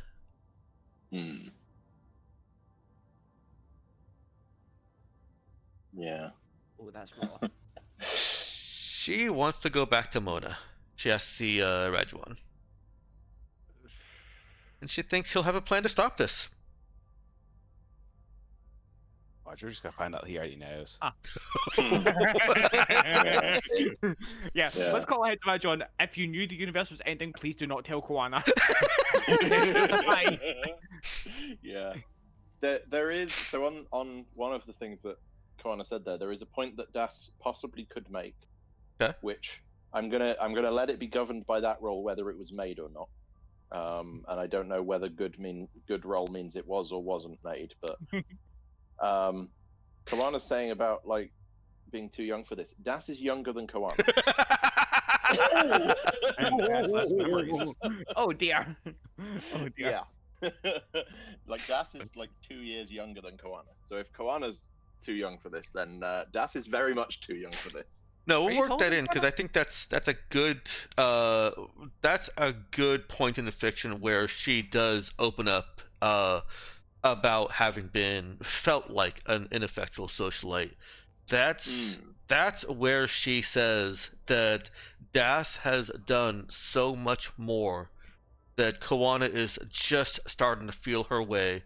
She feels like she just got away from being that ineffectual socialite, and like she recognizes that Das is younger, but feels like Das has done so much more and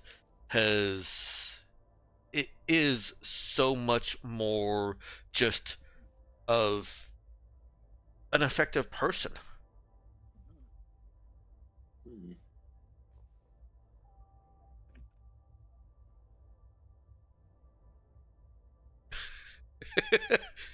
There's a point there, Meowkin. Yeah.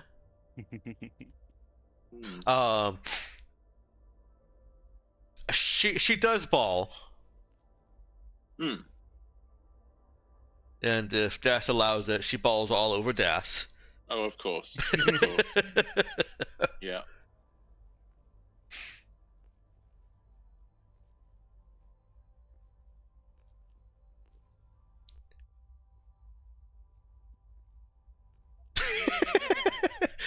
It kind of is going relatively well.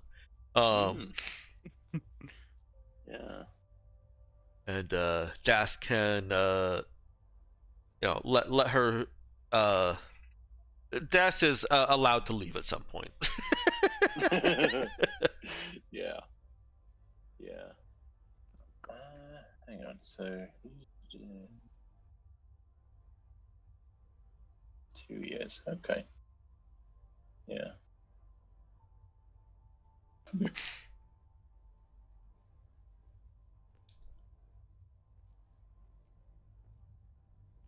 All right. Did you want to do anything more with that scene? I don't think so. Other than saying, like, Das might be allowed to leave after some point, but she'll stay for quite a while, unless Cor pushes her away or something. No. Yeah, I didn't think so, but you know, I didn't want to be like, oh yeah, Das is staying even if Koana's like trying to push her out the door. But you know, Das will stick around. She's not really got anywhere else to be urgently. So yeah. Koana's trying to push Das out the door. Das is doing the star-shaped thing like a cat that doesn't want to. Eventually, she does stop crying and hugging, and just kind of sits back against the wall on her bed, and it's just like, you know, friends sitting in a room together. Yeah. After just having gotten some terrible news.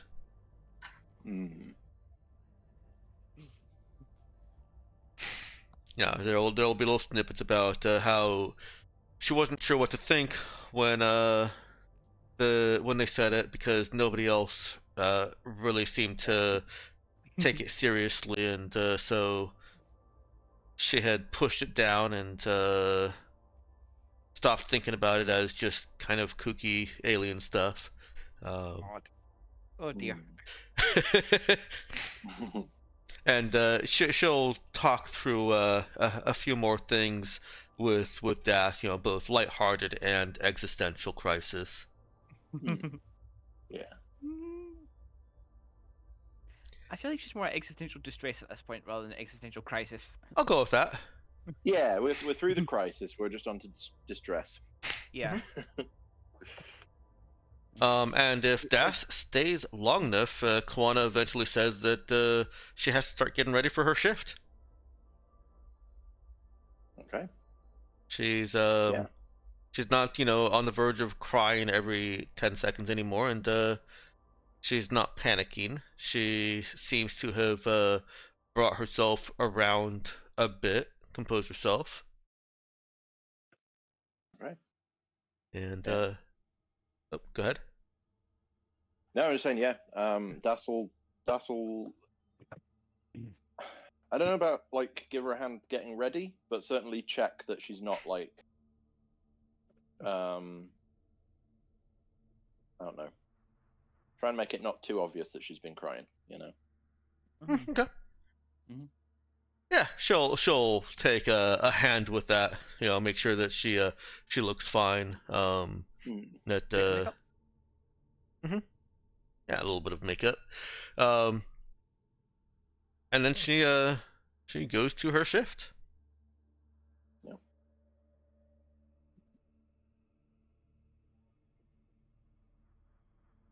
Does she kick Das out the room at that point, or is Das allowed to just hang out there? No, she's. Das won't just hang out there. Yeah, if Koana's leaving the room, Das is going as well. Yeah, I'm just interested to know whether you could if you wanted to. Yep.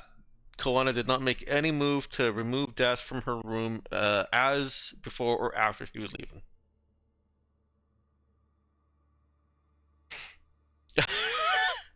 Yes, Koana turns goth.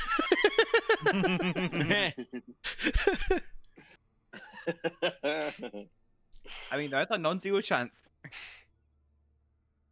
Yeah, get her to a stable saving for tomorrow. Alright.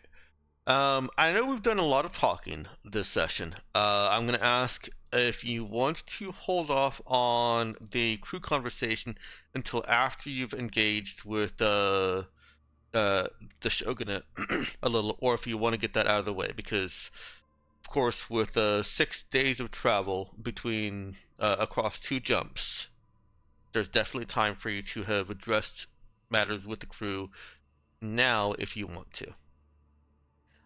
And Koana does not leak.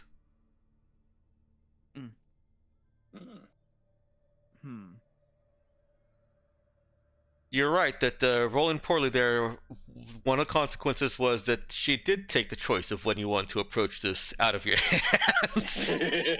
Yeah. I think, I don't know whether it's the time that we would do it as characters, but I feel like as a player, once we hit UIS and we get story opening up there, we're maybe not going to want to come back to this, if that makes sense. Yeah. Maybe.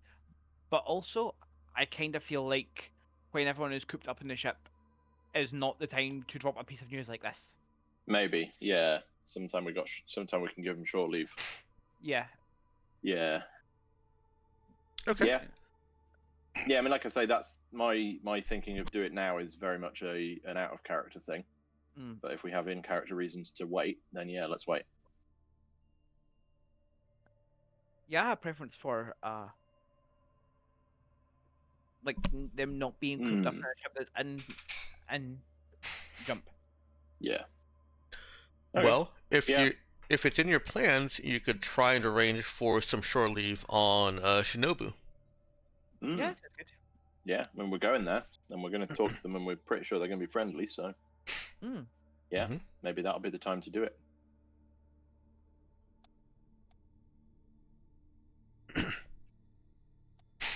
Okay. Well, when you jump into let's see, where are you jumping from? You're jumping from Deimos. Okay. Probably a weird entry point for them, isn't it? Yeah, you're jumping in at a place that they have not fortified. Or put any ships to patrol. That they have not patrolled, I should say.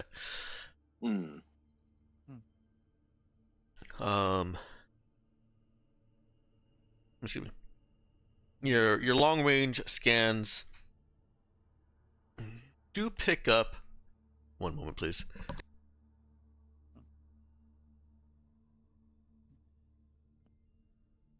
Yeah, sorry about that. I had to cough a little bit.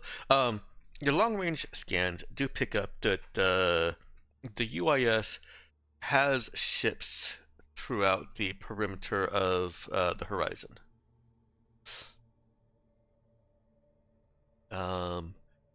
In fact, there's only, move the ship a little bit. There's only these three locals, and fourth as the reasonable jump points for a ship to enter.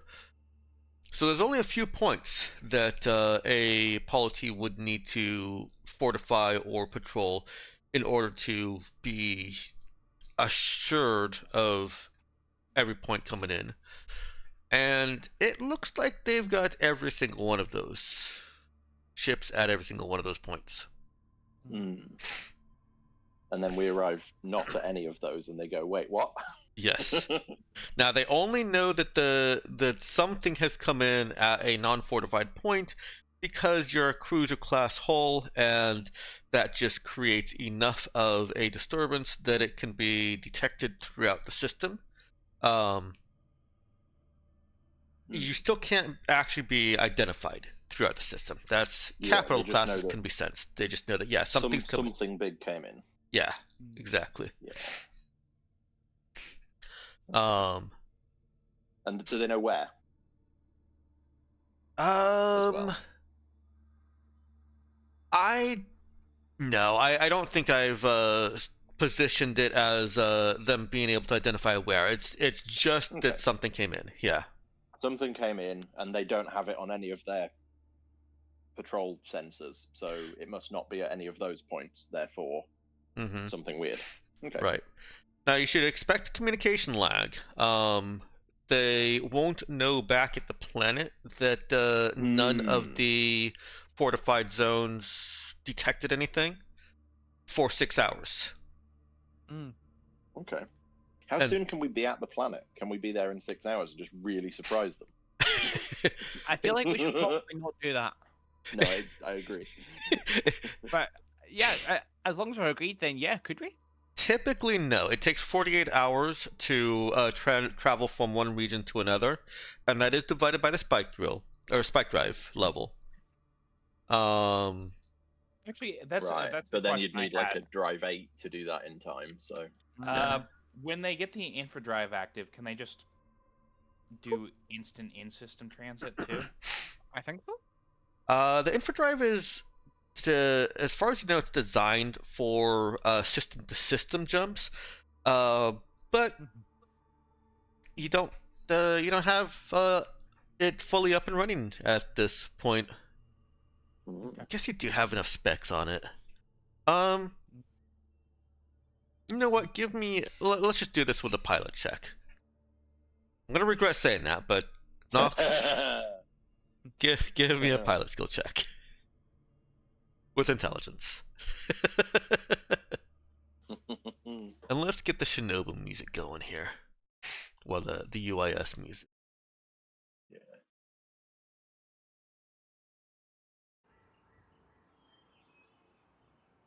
I don't think I've ever played this, so it might be a little bit loud. Let me know if it's too loud. I think Alright. it's okay. Okay. Yeah, the waveform looks like it stays pretty much at this level throughout. Oh, actually, I'm looking at the map again. Something I wanted to point out with Tiamat, the ruins there are probably connected to the reset.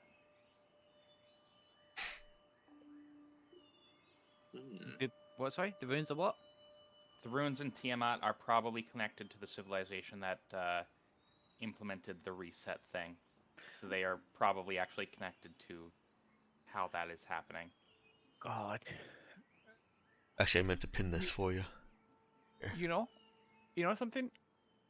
That was like, I would have thought that the Grey Dragon was not like part of my argument was that it was not super directly relevant to what we were doing, and there have been like 3 good reasons why it is that we had no Yeah. clue we were going to be a thing that existed. Yeah, like, hang on, let me just find the thing. Oh, are you gonna out me? Or are you gonna copy me? No, I'm gonna find what we wrote. Okay. Yeah.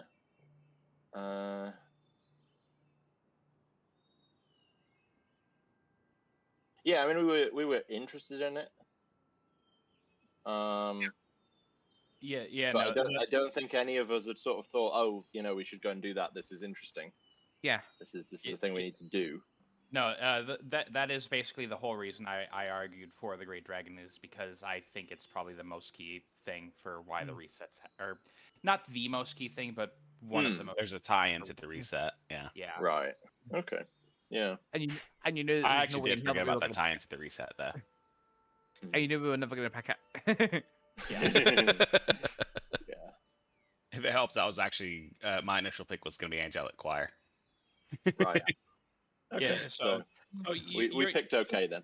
you picking the Angelic Choir is why we managed to get the Great Dragon for this one. Yeah. Yeah. Cool. So yeah.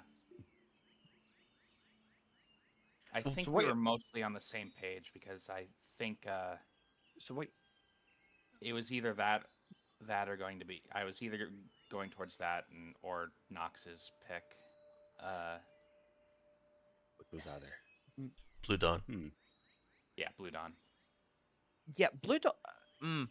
Blue Dawn also seems interesting, but I didn't see how it was directly relevant now, which probably means that it's extremely directly relevant right now. Well, to be fair, all of them are probably somewhat relevant. Yeah. Well, Mm. I don't know. Some of them I have no idea how we'd use, really. Or well, Yeah. I guess who you're gonna call, I'm not really sure. And I guess Echoes of the Past kind of is. Yeah. But like, I just want to point out I did not misspell echoes there. oh yeah, I know. Okay. It's Echoes. I just want to say Echoes. That's fair. Do we have those tips? Here's a question: Do we have enough data to see the echoes of the past? Can we draw conclusions from the teaser names? No, you can't. Okay. You said yes we can, or no we can't? You cannot, no. Dang I it. mean, Yeah, Okay. we asked that the first time. Oh, did we? Yeah, we asked that when we initially got the list of like, do we get the teasers or not? I mean- and no, they're out of character. Maybe you can stop us from drawing accurate conclusions from the teaser names. But you cannot stop me from speculating wildly. As I know players, I I know will what you- not even yeah, I know. try. But yeah, the way I want to play out that fiction is Beth isn't giving you a list of things that she could possibly retrieve. Yeah. Yeah. She's yeah, just giving you the thing Yeah. that that you pick. Yeah, you're asking. The we, rest of it's players, just a to jumbled remember. mess. Though you did mention she's probably hiding some information. I did mention yeah, she's no doubt. probably hiding something. Yeah. No doubt. Yep. Not a chance. All But right. she's not hiding So information. on your drive, and if Kana trims it, then you would get there in 12 hours. To the planet, that is. Do you want to go straight there? I think it's probably not a good idea. I think we should probably introduce Right, ourselves to the authorities. Right, yeah, we should that, yeah. Yeah, agree. Yeah, I thought we'd done it, never mind. Unless we had something from Tajima saying that, we should, approach him as quickly as possible or something. I don't think so. I think he just said that something will welcome your true self with open arms or something. Yeah. Oh yeah. So yeah, just welcome your introduce true yourself to self. the patrol ships. So I think we can. I think based on that, we can identify ourselves as the Raza. Yeah. But I don't think we want to run into stuff. Yeah. I don't think we want to rush in. We want to say, "Hi, we're here." Yeah. Okay.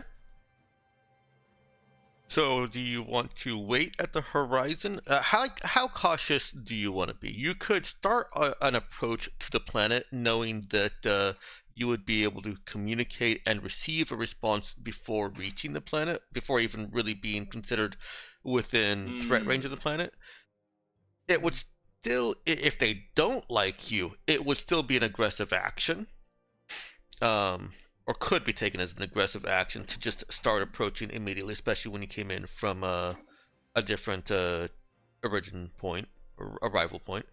But you're expecting a friendly reception, right? So that shouldn't be an issue. Yeah. I would think. As long as the government didn't change while we the way you said, looking. yeah, the way you said we expect their friendly reception is making me anxious. I do like projecting confidence, so I do like kind of like just casually That's walking in kind of thing. And we worst case we do still have the emergency drill activation. True. Mm-hmm. So Enough. if we are incredibly wrong, Yeah. we do have a get out of jail card. Yeah. And that also lets us project confidence without being stupid, without being putting ourselves in a super vulnerable position. Where is the message that we got? I don't remember where that ended up. Because I remember some of the phrasing of it. Yeah. But I don't remember where it was. It is in text roleplay. Let me get you a link. Yes, I've just found it searching. Mm-hmm. Right. Come to Shinobu when the rattling Zabra has teeth. The Sun Palace at Hanbei will welcome your true self. Right, so that makes me think we should identify as the Rattling Zabra until we get to the palace. Plausible. Like, the Raza will be welcomed, the palace will accept your true self. Yeah. And, like, it can't hurt to be a little bit more cautious, you know? Yeah. True. There is a possible downside to that. That if we identify as Rattling Zabra and they then get us to switch that, we are connecting the two. Probably fine, but a thing to think about. I think I'm okay with that, given the amount of people that have looked at us and went, "Come on, you're obviously the Raza." Yeah, okay. I think I'm okay with that, especially since we have the internal reactor now to make up for not having the. We can just leave. Yeah. Yeah. The fact that we're not reliant on fuel. From safe spaces. There's a cooldown on the emergency drill thing, right? Yes. What is that? I think it's 30 days. 1 week, I believe. Was it 1 week? I think it's 1 week. I'm gonna look it up just because. Okay. Yeah. But either way, though, given the eternal reactor, we could probably just keep jumping. Yeah. Yeah. Until we can emergency again. So we'll be fine. We can basically. Well, you could also do a slow roll if it's 7 days, unless it doesn't recharge while you're traveling. You can just slow roll through a jump, basically. We can basically stay. No, out you were in right, deep space Milton. we can basically. Days. Okay.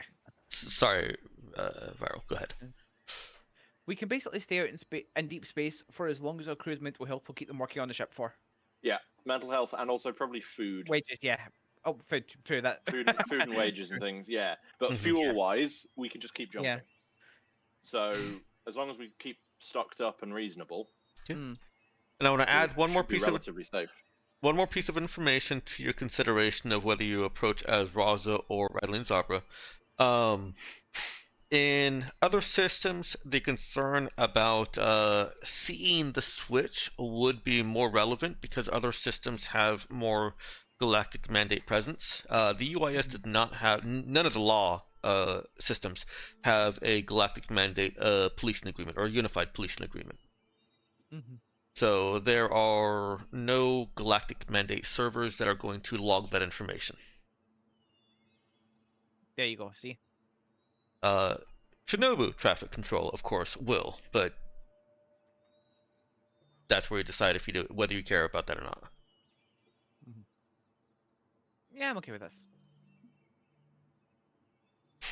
So let me get some clarity for my notes. You're starting the approach.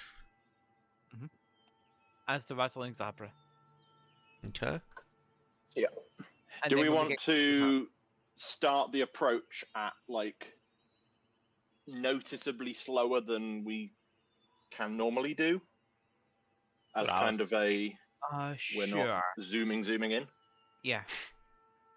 Do you want to default to the system standard of drive 2? Yeah, that's fine. Yeah. Which obviously they know would not be true, because yeah. But that helps convey that we're not, you know. Yeah. Yeah. It's kind of one more thing of like, yeah, you haven't explicitly told us we're allowed to approach, so we're going to be a little bit cautious. We're going to approach, but we're not going to be like zooming up and be there before you're ready. Okay. And you're announcing your approach, right? Yeah. I think so, yeah. Transmit something in. Yeah. Do you want to, are you including details of that, or just, hi, we're the Rattling Zabra, we're approaching? Do we want to include detail? I think I'm okay with not including detail. Include only the details that are strictly necessary. Yeah. Is it self-centered to feel like there's probably a note on the like traffic controls or something that says like, by the way, if the Rattling Zabra shows up, let them the fuck in. Maybe a little, but you know, fucking Dragon General Tajima Sama maybe said, you know, hey, come visit. So yeah, Rattling Zabra we're expected. Yeah. Yeah.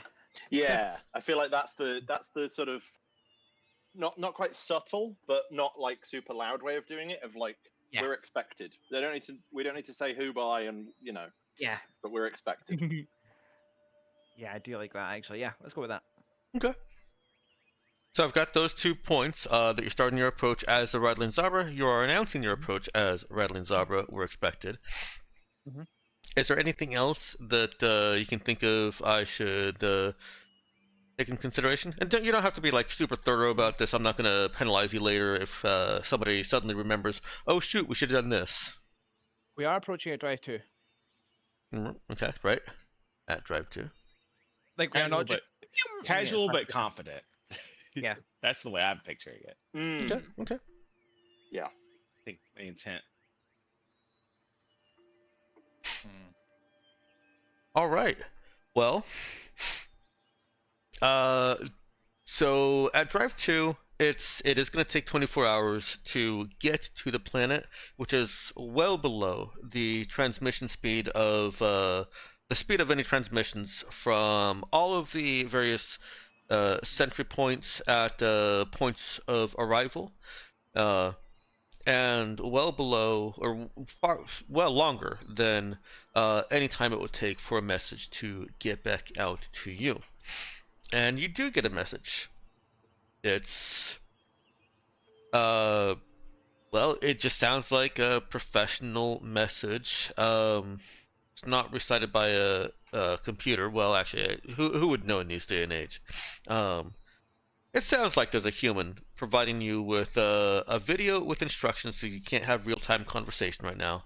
and coordinate data for you to make an approach. It does start off with welcome to Shinobu Rattling Zabra, and then proceeds into please make your approach at this vector, this blah blah, set your orbital velocity, blah blah blah, etc. etc. Okay.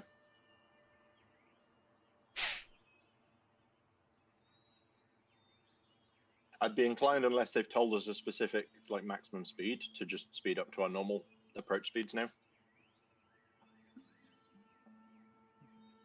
Yeah. It's up to it'd be up to kind of whether that happens, but Right. We should actually, like, Nox, how does Myokin respond to, oh, by the way, we're approaching slowly?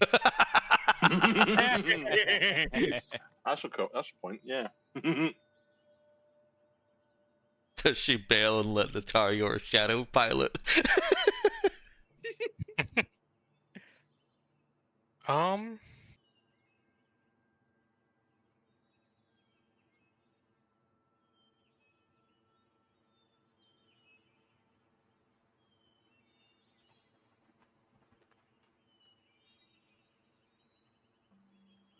I hadn't actually given it this much thought. I was briefly worried I'd lost connection there. No, just the gears slowly grinding to a halt.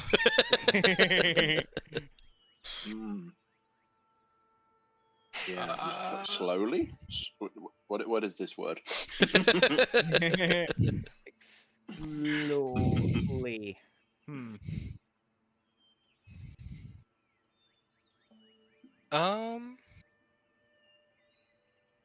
Yeah. Yes, you go slowly, or yes, you don't.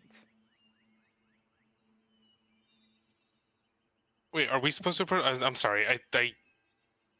They're approaching us slowly, or we're approaching them slowly? We're approaching the planet somewhat slowly in an attempt to not be like, oh, we're rushing in before you even had a chance to acknowledge that we're here.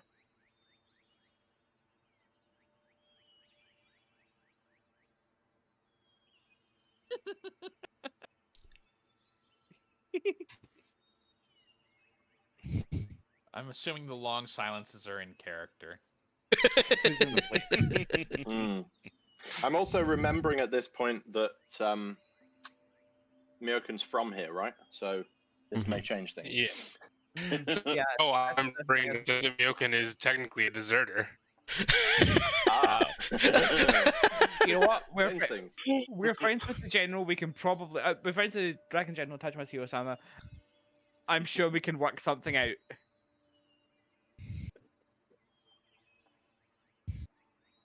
Was that brought up before? No. Okay. No, we know. I mean, I guess we probably should have suspected that. We know that Myokin is going to put anyone else in charge of the ship. we know that she dropped out and then just go. That's about it. Literally anybody else. Okay, so I guess it is a little bit weird that there's just a teleporter, you know, working for the UIS, just joining the Raza. Yeah, and not remaining in service to the UIS. We really maybe should have dug into that. Yeah, that's fine. It's fine. I mean, Myokin didn't say anything about it, so I guess we could have assumed that it was going to be a problem. I don't know. It's probably fine. All right, so then I guess Natario is piloting. Has anyone seen Kana since we entered, or since Kana since we entered? Natario casually mentions, "Oh, I'm taking her shift for her." Huh? Probably fine. Yeah. You know what? Yeah. You know what? It's probably because we need to fly in slowly. She can't deal with it. Yeah. Perseus for once actually on the bridge.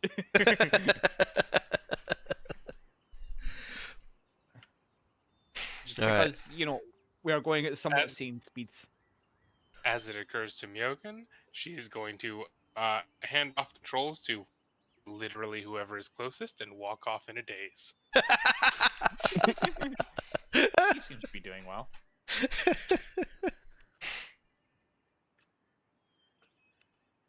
Should someone have a conversation about that? Congratulations, bud. We You got- volunteered. We got 24 hours unless we speed up, right? Congratulations, bud. You volunteered. I think it's 12. It might be 12. Well, it's 12 if we speed up. Yeah. Is it 12 if we speed up? Okay. Oh wait, It's would it be 12 or would it be 8? it's 48 Never divided by your drive Intra-system, level. I have no idea. Oh yeah. That's right. It's not. Yeah. Yeah. You going from one region I to got another, all it's three. 48 hours. If you're going to a point of interest within a region to another point of interest within the same region, that's 6 hours divided by your drive level. Oh wait, but we had. So it'd be 16 drive hours. 2. We're drive Yeah, I was 3. gonna say. Yeah, we were drive 2. Yeah, 16 hours. We're drive 3. Yeah. Remember, it's only drive 4 for the sake of jumps. And it Yeah. was, Spectral. I asked if you're going to You're on the basically course, fly right? at the standard drive speed of 2. Or That's why it was 24 hours. Oh, is it? Okay, standard drive Yeah. speed. Standard drive speed is Huh. 2, yeah. Because you were trying not to draw too much attention to yourselves, but still approaching confidently. how about Is it the we standard maintain this drive 2 speed while we have until we talk to Myokin.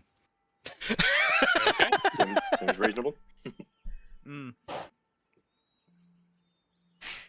Notario just deletes the various recalculations that she's just done about approach and orbit. She hasn't committed anything, but she has done the calcs to set the course. As this bridge crew are like talking, it's like Myokin seem off to y'all. No. You know, I just think that she's upset that she has to go this slowly. It must be like taking half-inch steps forward when you can sprint. I mean, she was careful enough on the jump. So she didn't insist on going as fast as possible on the long jumps there.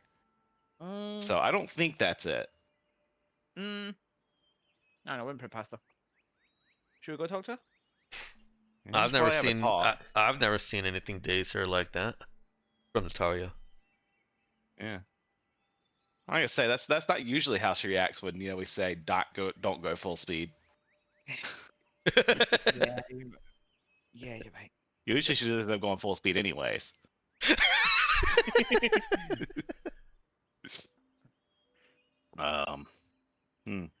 Virgilia, you're basically our therapist now. What do you think? Oh, that's not fair. You can't just fling us straight into that. You know what? I say let's go talk to her. Even if it doesn't help, I'm kind of curious what's going on. Okay. Yeah. I mean, you'd think she'd be more excited to be home. Do you want to go, or do you want us to come with you? Like, Piss, start educating himself. Oh, I'm already I'll come with going. you. Yeah, I'm going with. Okay. Whether you join us or not. Honestly, she kind of scares me a little bit. I feel like that Perfect. kind of That's a great way for you. It's a great thing for you to work out then. no, that kind of got us off on the wrong foot, and she's acting weird right now. I don't want to make it worse. I'll talk to her later. All right. All right, so if you're going to this conversation, put yourself or keep yourself in the rattling kana box. Wait a what box? second. That's Box? actually pretty good too. Hold on. I love that Riley's in the box. Just Riley happens to be here. Oh, dear. Oh, remove. We haven't confirmed where Kana's going. Where the hell am I on this? I don't think Kawana's going there. Might not even be there. Yeah, Kawana's getting her hair dyed. If you don't have a black hair Kawana version by next week, I'm gonna be disappointed. He will. You know he will. I'd be surprised if he doesn't already. I have some art that I've been putting aside for potential shifts in Koana. Literally just Koana, but she's got a sad face instead of a smile.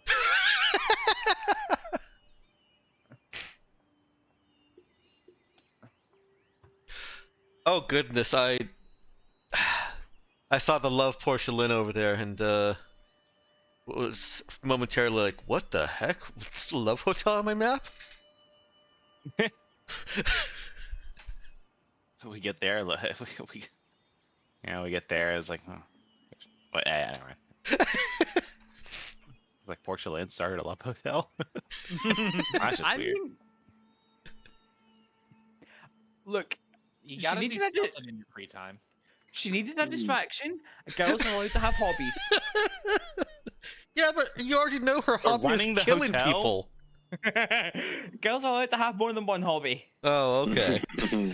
Yeah. I mean, it is over on XXV, so you know. It is. There we go. It's See, there for a that's, reason. there we go. See, that's one upside down V away from being XXX. Works out perfectly. All right. So, is Kana easy to find? Yes. Okay. Where is Kana located at?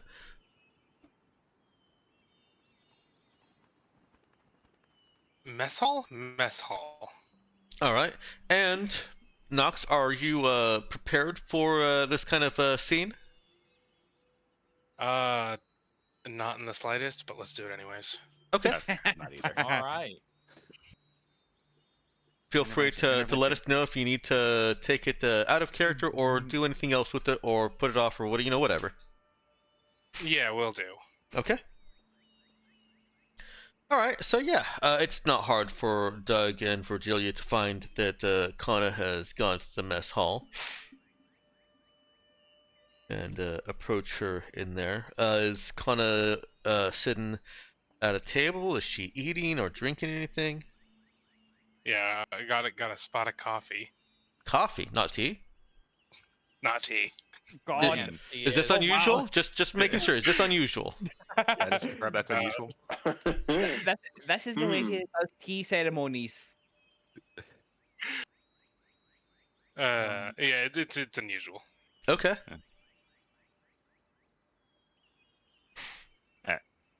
Hey there, Kana. You all right?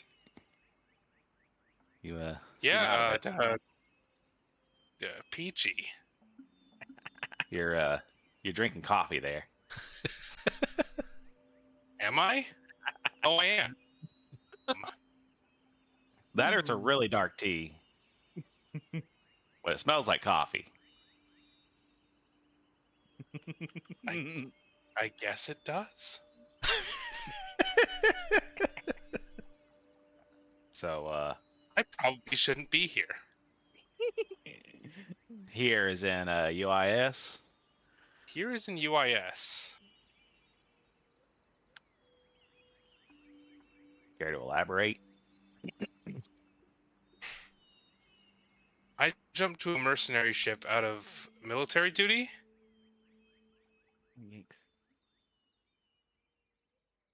I'm probably labeled a deserter.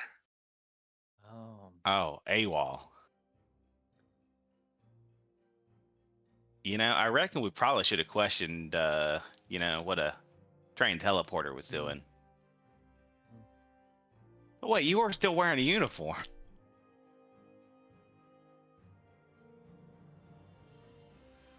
Well, Yeah. well, if you're a deserter, I don't know if. Well, I'll think on that one. Well, I mean, they'll probably be happy to have you back. I mean, it's not like they're going to execute you or anything, right?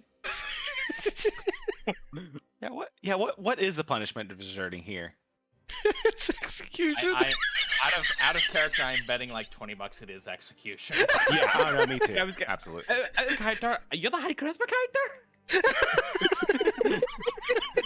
High charisma doesn't necessarily mean tactful. We're fucked. We're so fucked. Talk your way out of it when you make a mistake. You know? Charisma is a measure of your force of personality. Right. I know, but you were talking about how you'll need therapy. I was hoping you were. I didn't expect you to make it worse. Hold on, no, sometimes you just gotta bluntly confront these things. Maybe it's it's a high level therapy tactic. Right. You could just be an exceptional asshole. Think of this as a type of exposure therapy. Exactly. Are you sure? Here, I'm bringing in the guillotine right now. You have to confront your fears. Look, there's a non-zero chance.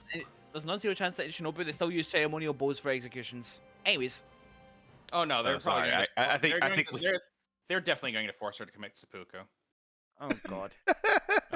I guess we still need Connor's reaction to us. I guess Doug was like, "Yeah, what? Wait, what? What is the punishment for that here?" Yeah, sorry. I didn't hear from Dex what the punishment actually was. I totally don't know. Oh yeah, it absolutely is execution. Yeah.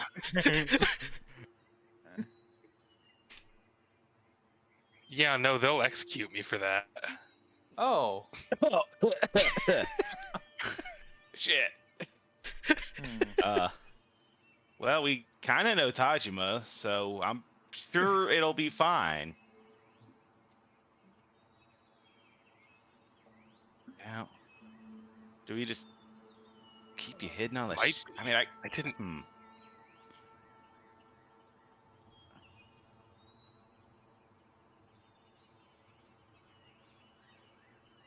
Now, question is, can we talk Tajima into? Can a general do like a pardon? Dragon General, whatever he is now. Whatever he is now, show some respect to Dragon General Tajima Shiro-sama.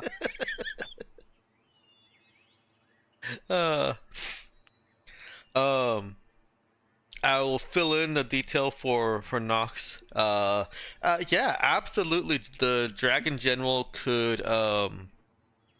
can do anything that he wants regarding military matters, but Yeah. Kana's recollection of Tajima Shiro, who was at the point of next in line for the actual throne, is that he was not a very compassionate or merciful person. Is he a pragmatic person though? That he is. He struck me as pragmatic.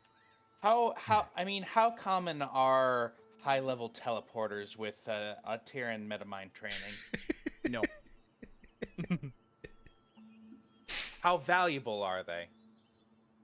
I flunked out of ninja training. Oh. You sure? Yeah. I mean, Connor's really blossomed on this shit.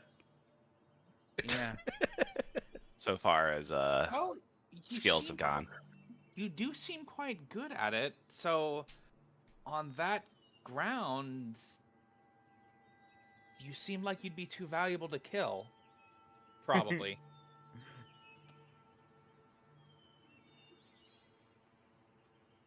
Maybe, but I could also be too valuable to be left alive. Wow, and certainly, I guess there'd be the issue of too valuable to leave on the Raza.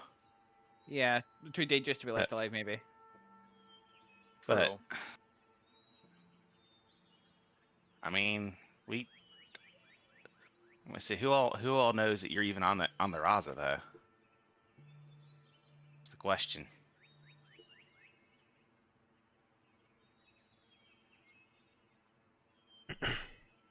I reckon we could bring it up all circumspect, right, Virgilia? You're good at that, right? Probably. I could give it a go, at the very least. Yeah, I mean, we kind of know him, and I mean, we got the whole. Well, I mean, I got that whole wiped memories thing in common with him. Do you remind me? He left before we found the QEDs, right? Mm-hmm. Okay, well, I reckon we got we didn't like ship it to him. We still just have it. Yeah, I believe you did. Yeah. Okay. So yeah, I mean that's a pretty powerful bargaining chip right there.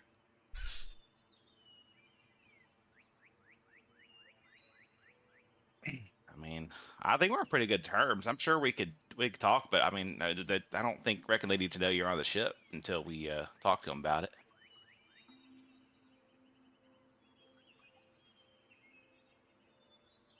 What do you think? Worst comes to worst, I'm sure I can make sure they don't find me. Yeah, I imagine you're hard to get a hold of. You can just teleport away.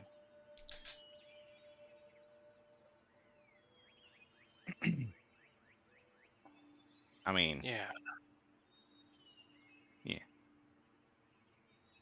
So, I reckon I'll just tell the others that if you don't want me to share, I'll just we'll just tell them that you're not feeling well and we staying on the ship for the time being. And I guess we'll maybe play cool. I don't know if they're gonna do any like inspection of the ship or anything, but I'm sure we can play cool with that. So one of Or these. you could just teleport from room to room as they pass through Oh them. yeah, that too. They'd have to be looking for you specifically, probably, to find you. Yeah. One of the standard pieces of information exchanged during normal docking handshake is crew manifest. You definitely can clean that up, though. That's easy. Yeah, that's easy. Yeah. Just wanted to bring that to your awareness that it is something that is going to be done unless you decided for some reason not to. And if they question who our pilot was, I could make that 4-hex jump. I mean, we do have a legendary pilot. Right? Admittedly, not the one for making blind jumps, but it's still a very good pilot. They don't need to know that. They do not need to know that. Exactly. So we have a plausible pilot good enough for that. Yeah, exactly. I think it'll be fine. I'll hide out around here. Let me know what goes on with Tajima Shiro. Yeah, we can do that. We'll keep you updated. Yeah. I'm sure it'll be fine. Nothing to worry about. We can. We'll just laugh with them. We'll say, get a nice pardon, and we'll just all laugh about it later. They've probably forgotten all about it, anyways. No. Yeah, but Doug speaking. I know. I'm just being the voice in the back of Kata's mind. Nice. Actually, no, Tajima's definitely forgotten about it. Well, fair. We have the proof of that. Right here, this little QED. They've got a point. Dex, I'm is sure that you route wouldn't not know anything about it anyways. It slightly probably wrong? wasn't a blip on the radar. Oh, what's up, Kinja? Is that route not wrong? It might be. It That might you've be. added to the sector. Oh yeah, I see it. It should have been Audrima, right? Yeah. Just locking it. Yeah, fixing it now.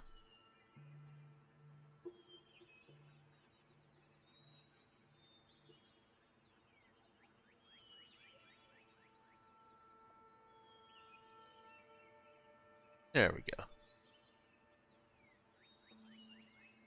Yeah, cool.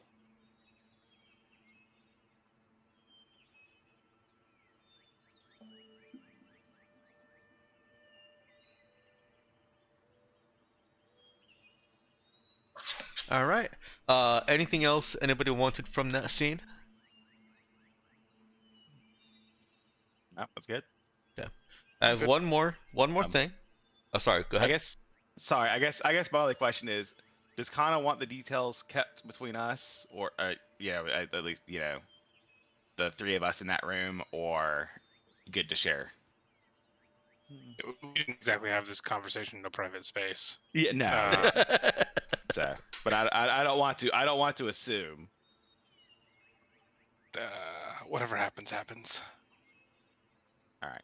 I just we'll say we keep it within the bridge crew, aka the players here. Sure. Myokin is too dazed to care. Okay. Well, well, I guess so. Myokin does say okay when Doug suggests that as the people to limit the information to. Yeah. Okay. Well, that's good enough for Doug. He's not going to read into that any further. All right. My last question for the scene is coffee black or sugar or cream? Whatever happened to be in the instant coffee pod. All right. Just grabbed a thing and poured it into a cup of hot water. If it was like a Keurig pod, it's a Keurig pod that was thrown into a cup of hot water. Oh dear. On a I don't think that's coffee. on a 1, Kawada has been here. Oh dear. Kawada has not. I almost said 6. I should have said 6. Right? No, it's just normal coffee. In fairness, lately Kwana being here may mean that it's just like midnight black coffee. Well, Nope. if it was a Kawada special, then it's probably been sitting there for a while. This is also actually no, right. You're right. This is also several days after that conversation, so it would be Okay. it would incorporate any changes. You were correct.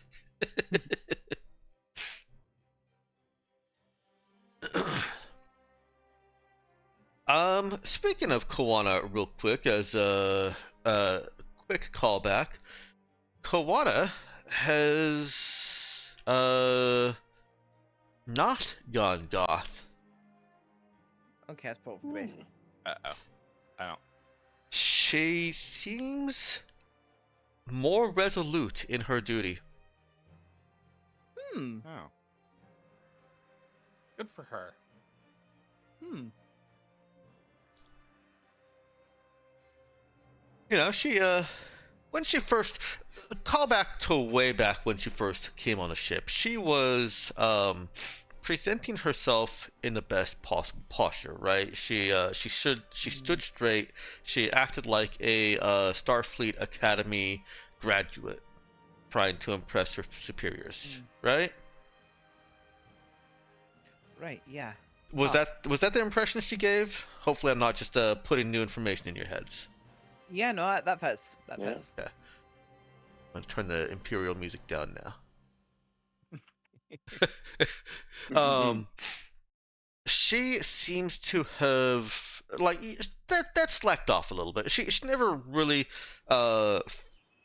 slouched. She's always maintained a professional manner and posture on the bridge, but she seems to have gone back to the familiarity stage, at least as far as her posture and positioning goes.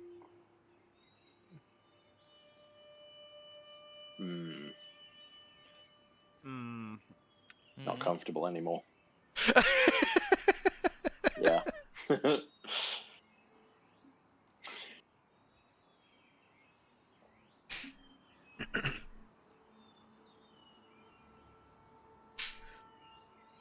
Is anyone approaching that, or are you going to let that be?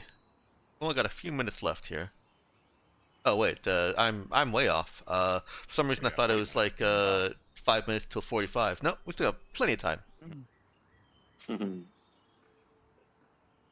Oh, I know what I was doing. I know that my time is 2:45, and my review time is ostensibly 15 minutes, and so I was saying I've got 15 minutes until 2:45. You've got 15 minutes until your 15 minutes that you're thinking about. Yes. I have done that before. Except you have 10 minutes until your 15 minutes until your 15 minutes. Yeah. All right. So yeah, no. Is anybody does anybody want to touch that yet, or just want to let it see how it plays out? See how it plays out now. I think if Das noticed, should definitely be not kind of pushy about it, but just sort of offhandedly mention, that she's there, and if there's anything Koana wants to have another chat about. I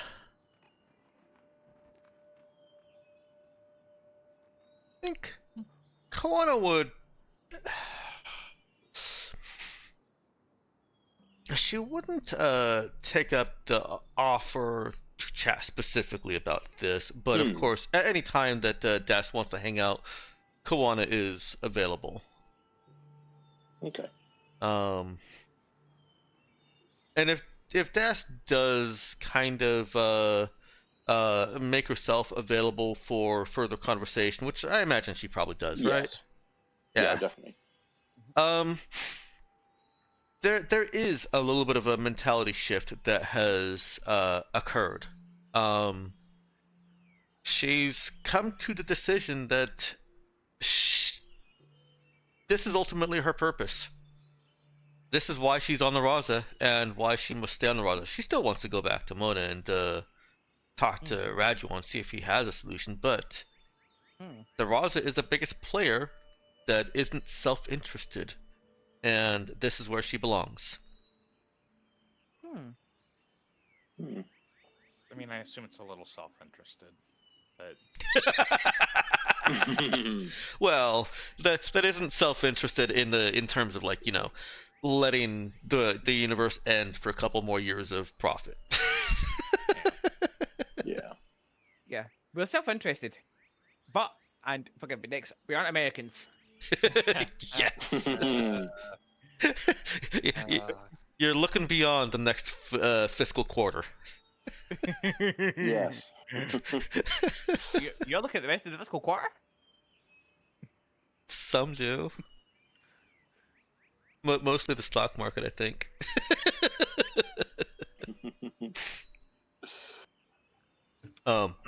Anyways, yeah, she's kind of been filled with righteous zeal, I guess you could say. She thanks Das for helping her come to these realizations.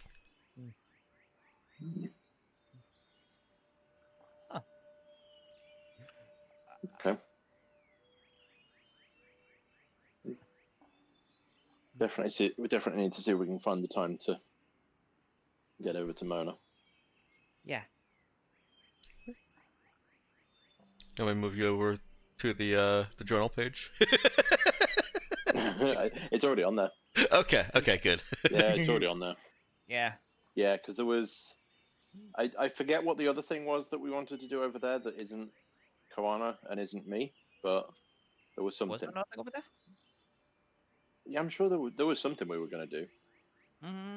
Because I thought it was we were going to go and take Koana home, but also do another thing, and then also I had another thing. The only thing listed is take Koana home for a visit. Right. Okay. Maybe it was the info broker stuff. I think that was it. Because Radon's, yeah. Yeah. All right. A few more hours into your approach, you receive another transmission. This one is more self-important sounding and looking. Okay.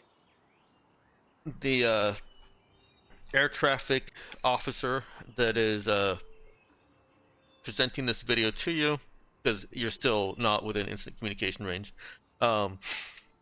is standing more formally, where before it was, they were looking very very formal and very professional, but they were still sitting at a station and doing their job, looking over a desk at the monitor. This is a standing presentation at ease, in the military sense, not in the sense that anyone else in the freaking world would think. Or I guess in the English language. And he announces that you're to make course changes to approach a corridor you will be greeted by Shinobin Navy, and the Dragon General Tajima. Oh.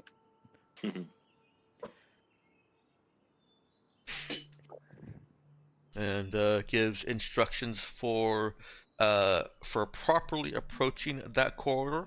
You're literally going to be, you know how like a procession would walk along a red carpet between soldiers standing at ease.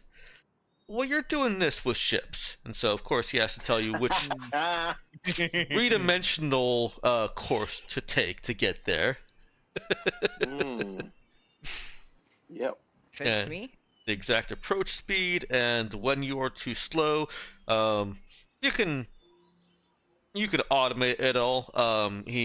The file includes instructions or autopilot instructions if you want to activate them.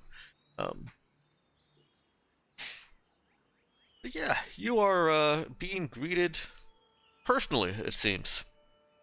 Yeah. Well, they said they'd welcome us. It did say that, yeah. That is one of the things that was said. Yeah. I have to go back and remember what that ship's name was.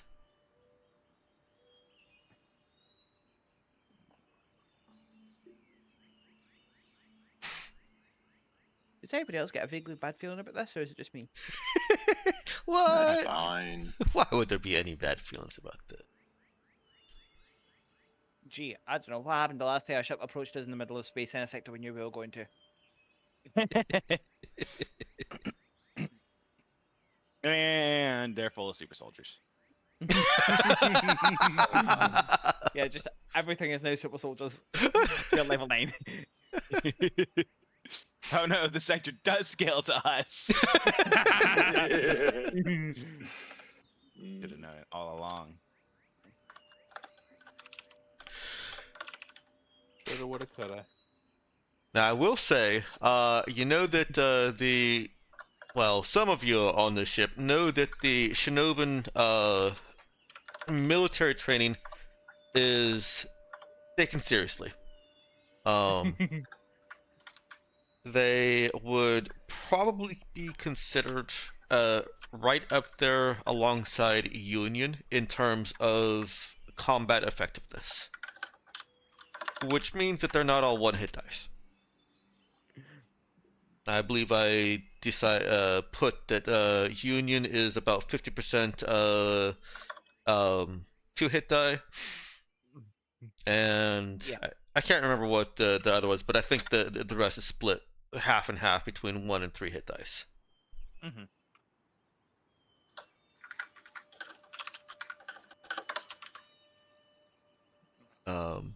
Shinobu is a very martial society and a very martial culture, and Seems to be a lot of those. there are a couple, yeah.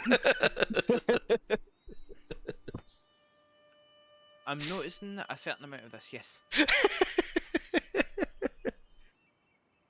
The sector isn't as peaceful as you thought.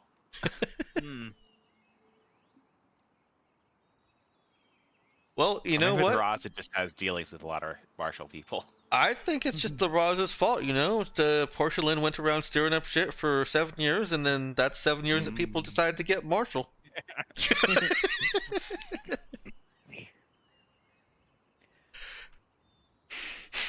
Man, I am really glad that it was those Raza folks and not the enlightened rattling Zabra. Who only pick on people who deserve it, which turns out to be most of them, actually. Huh, maybe we are the bad guys. Alright. Assuming that you follow the coordinates, you're still being, these new instructions kind of assume that you stay at the slow speed, so it was good that you stayed there. And assuming that you do follow all of those instructions back over to the new kind of designated meeting, you're not being put into a Shinobu orbit at this point. And you you do approach what I described as a a sort of space carpet flanked by military Shinobu ships. That is the other feature of Shinobu is that it has a larger navy than most polities do.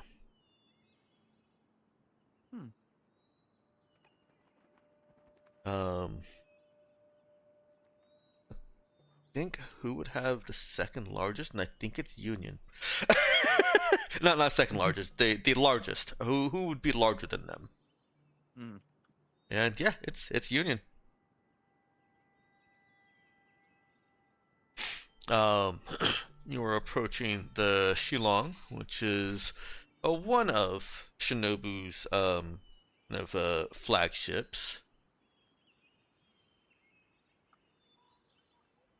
And your instructions are to basically approach and initiate a docking procedure. Is anybody doing anything other than all of this? I don't think so. Okay. Not at this point. All right. Once. In the course. I'm sorry. Go ahead. Sorry, yeah, I was just saying. Yeah, I'm just consenting. Oh yeah, gotcha. It sounded like there was more to it that I'd cut off. Sorry about that. Nah. All right.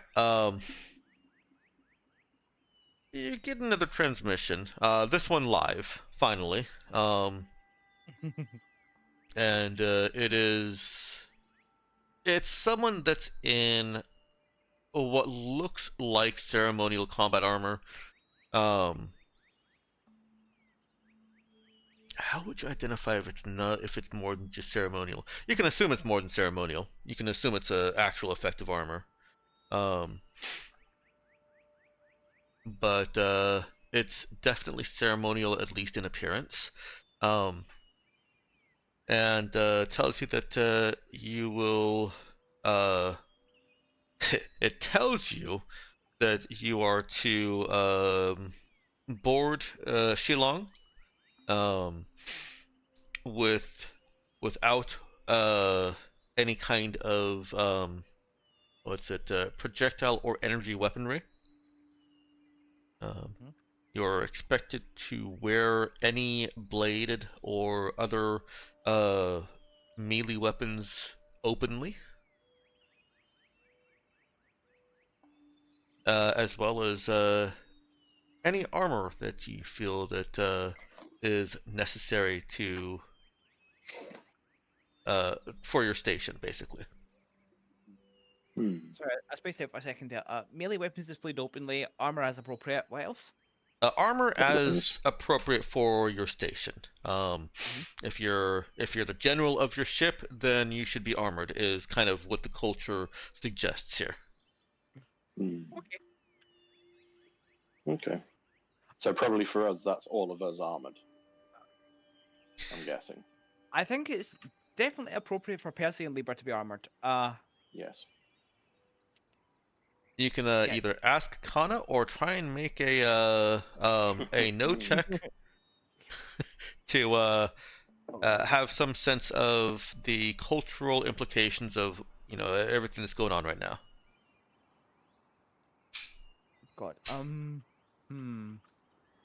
Or connect check would probably work too. Is Kana armored to be asked?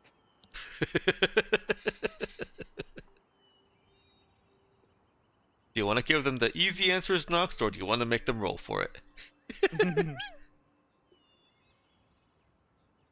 Kana at this point can only be reached via email. Great. You know what? That makes sense as well. That does make sense. Well, let's get a connect or no roll from those who might have reason to have knowledge of Shinobi culture. Yes, this does exclude Virgilia.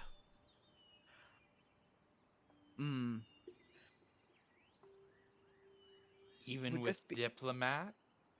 Oh. Do you think Virgilia would have tried to gather up new actual current sector information and cultural information as soon as she got off of Mektora? It'd be more that if that information was collected on Mektora for this point in time, since we... I'll let you roll, but the difficulty is going to be higher because of how sporadic and possibly inaccurate the information that she'd get is. I also have eclectic memory, if that matters. Might also help, though. I mean, at least you had a few days to brush up while we were flying here. Yeah. Like, I mean, I'll give you an unmodified roll if you think it's reasonable that Virgilia would have been trying to learn more about the outward sector. I think she probably would have. Okay. We were very visibly on the way here, and she knows that we are a trash fire as far as communications go. So. Yeah. Then you can have an unmodified roll. Right. Either connect or no. Connect or no. Charisma or... This is going to be intelligence or wisdom, I think. Okay. And as I said, anyone can roll. This will be individual rolls or independent rolls. See, I feel like no better fits how Percy might, be able to connect with this, but my no is actively worse. I'll be rolling at -1, friends. Wish me luck. Okay. You did not get luck. The dice felt like it rolled. Yeah. Fucking melee weapon wield. Code of honor this and fucking swords that and yeah. Swords are stupid. You got guns. Right. All right. So Virgilia.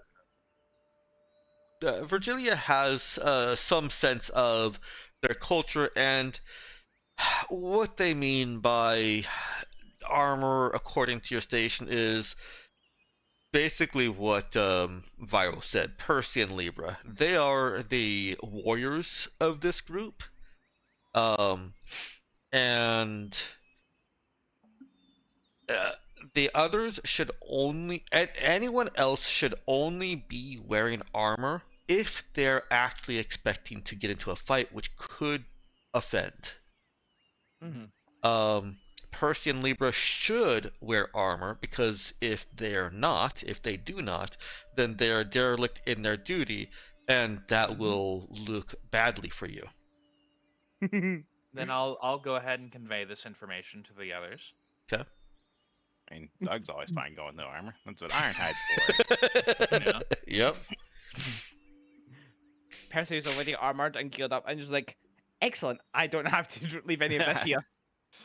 While they said no projectile or energy weapons, if Doug wanted to carry a bow, that would be perfectly allowable. Not Doug. Sorry, Percy. And now he sees why Kana's always carrying a bow, doesn't he? Well, Doug kind of wants to carry a bow. No. See, here's the thing. I would ask Kana if I can borrow her bow, but A, I'm not sure if she would give me it. B, I would feel weird asking, and C, I don't have time to email her.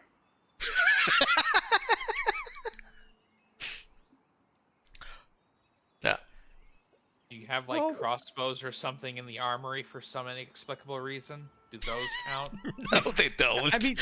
I mean, we did have literally the current Dragon General on the ship at the time that we had the armory.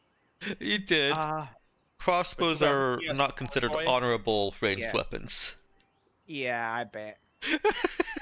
Because it doesn't require personal martial prowess and etc. Fuck it. Look, if they want me to be properly equipped, then they cannot complain about the fact that I have had my proper equipment medically integrated with my body. They will understand that. Fine, I'll... Fucking... Fuck. Can I get like a knife or something? It'll be okay, Percy. No, Percy looks across at Virgilia and he's like, oh no, they literally cannot stop me. His, like, fucking, just a gun barrel pops out of the bottom of his wrist. They literally cannot stop me. Second.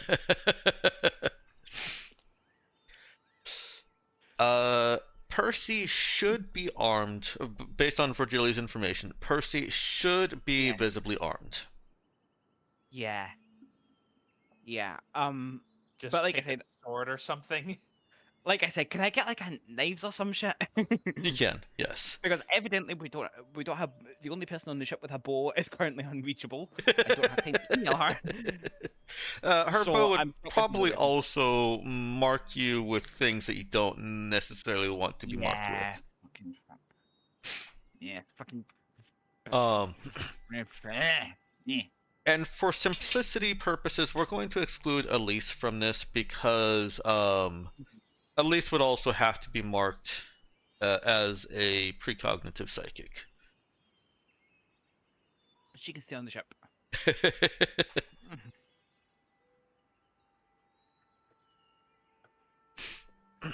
Now, I do want to remind you, these are all rules that you don't have to follow.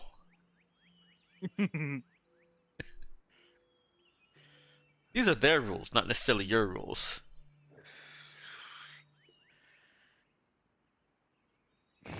But I'm going to guess if we're going by like stereotypical, the face is kind of a big deal here. It is, yeah. I will settle for the knowledge that I can and will immediately break those rules if a fight breaks out and my life is at risk. Libra protests having to put armor on, but it's not difficult to to encourage her, convince her that it's just for show. Yeah, what's the deal with Libra actually? Like, she has plasma projectors in her fists. Is that honourable? Is she supposed to take her hands off? Libra walks around with her arms handcuffed behind her back. No, she's not. She's those kinds of things are more or less understood. Okay, so I'm probably fine as well. Yeah. Just don't, pop them out constantly at them. Yeah. Oh, no, like, if somebody is actively trying to stick a sharp piece of metal in me outside of a medical context, then I will pop it out. Then and only then.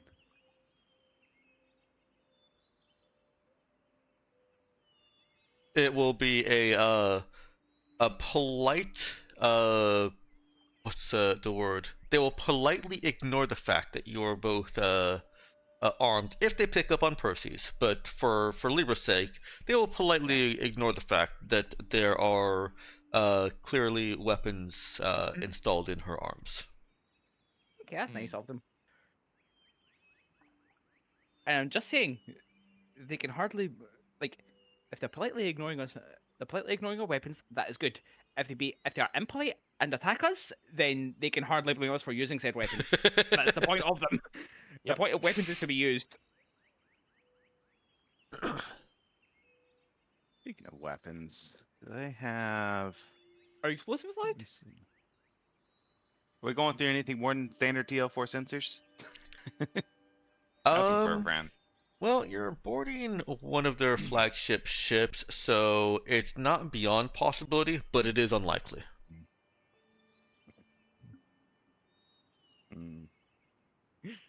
Should I bring my trusty concealed explosive? Oh, I'm sorry, officer. I forgot that was there. It's been there for like 2 weeks. I forgot. I mean, if you're asking us in character, I would say no.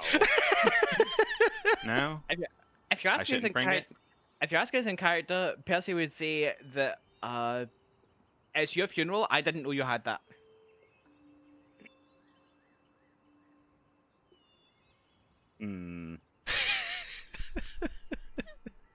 Well, we don't have Kana with us. We do not. So I will have... Yeah, I'm gonna try bringing it. It's fine. Oh boy. I mean, what, you're bringing a gun, right? No. No? No. Oh. I thought you were. No. I'm bringing a gun that is surgically grafted to the inside of my arm. Percy is a gun. Oh yeah, y'all ever... Yeah, we're bringing Libra. I am, for all intents and purposes, a gun. Libra is too. Both of you are guns. Yeah, so that seems only fair that I should be able to have my explosive. Your explosive is removable. That's different. Beautifully justified. I love it. Yeah, no, I'll have it. It's concealed. It's fine.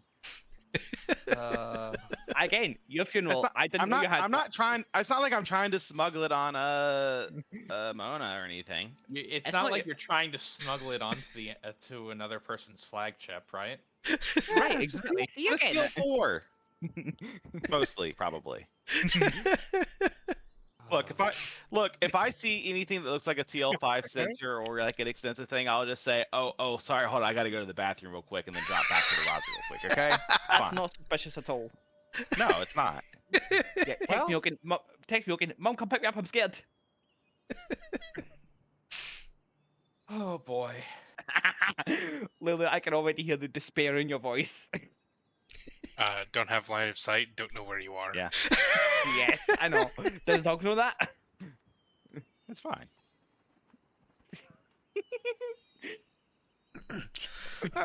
All right. Once you've gotten your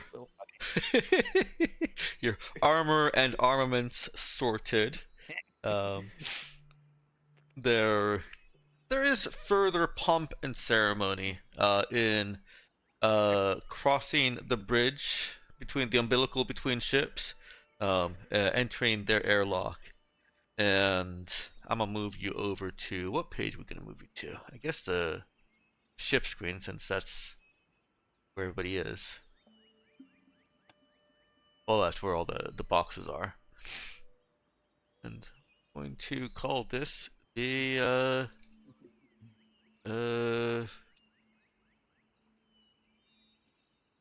Dragon General box.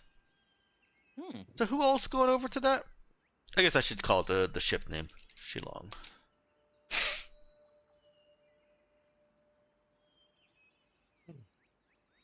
All I have to is I told Kana I'd talk to our good buddy. Mm-hmm. Where's the box? There, it's Sean. I see. Towards the bottom right. Whoop. Right next to Kana. Yep.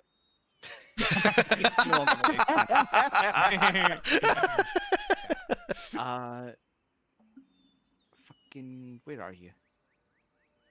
Yep. Okay, good. You're already there. Yeah. I should repurpose the conference room, the bigger box, into the makeshift box. I'm gonna do that. Maybe I should stay behind. Like, you know him, right? You can probably handle negotiations. Oh no. Those are two very different statements with two very different answers. Yeah, no, I got this. I've talked my way out of more than one pickle. Two. He needs two. He's Well, at least two pickles. Yeah. I talked my way into two pickles. They were delicious pickles. I feel like where the DAS goes kind of depends on what approach we're taking. Polite. Like if we're hiding anything, DAS needs to not go. Like... We don't. I'm not even bringing the concealed rocket launcher, y'all. I don't think. But that's my rocket launcher. We're not planning on hiding anything, I don't think. But also, we have no idea what we're here for. We have no idea what they're going to ask. We may have to hide things on the spot. Yeah. Okay. I'll observe through comm stuff then. Yeah. Also, before we go aboard, Percy will pull Libra aside. I just briefly go over hey, so they're all about, oh no, ranged weapons. We have integrated ranged weapons. Don't use them unless someone's literally trying to stab you. Okay. Just ground rules, basically. Like, if it comes to the point of attack, their rules go out the window. Survive. Well, Libra can use their ranged weapon as melee, so it's fine. Yep. Libra can also use her ranged weapon as ranged. Which, hear me out, in a culture all around melee, significant advantage. Consider the English longman. That's just really condescending, never mind. But yeah, you get the idea. Yep. Consider also the spear. Yeah. Oh, that was just consider the spear. I did have a quick question for you, Dex.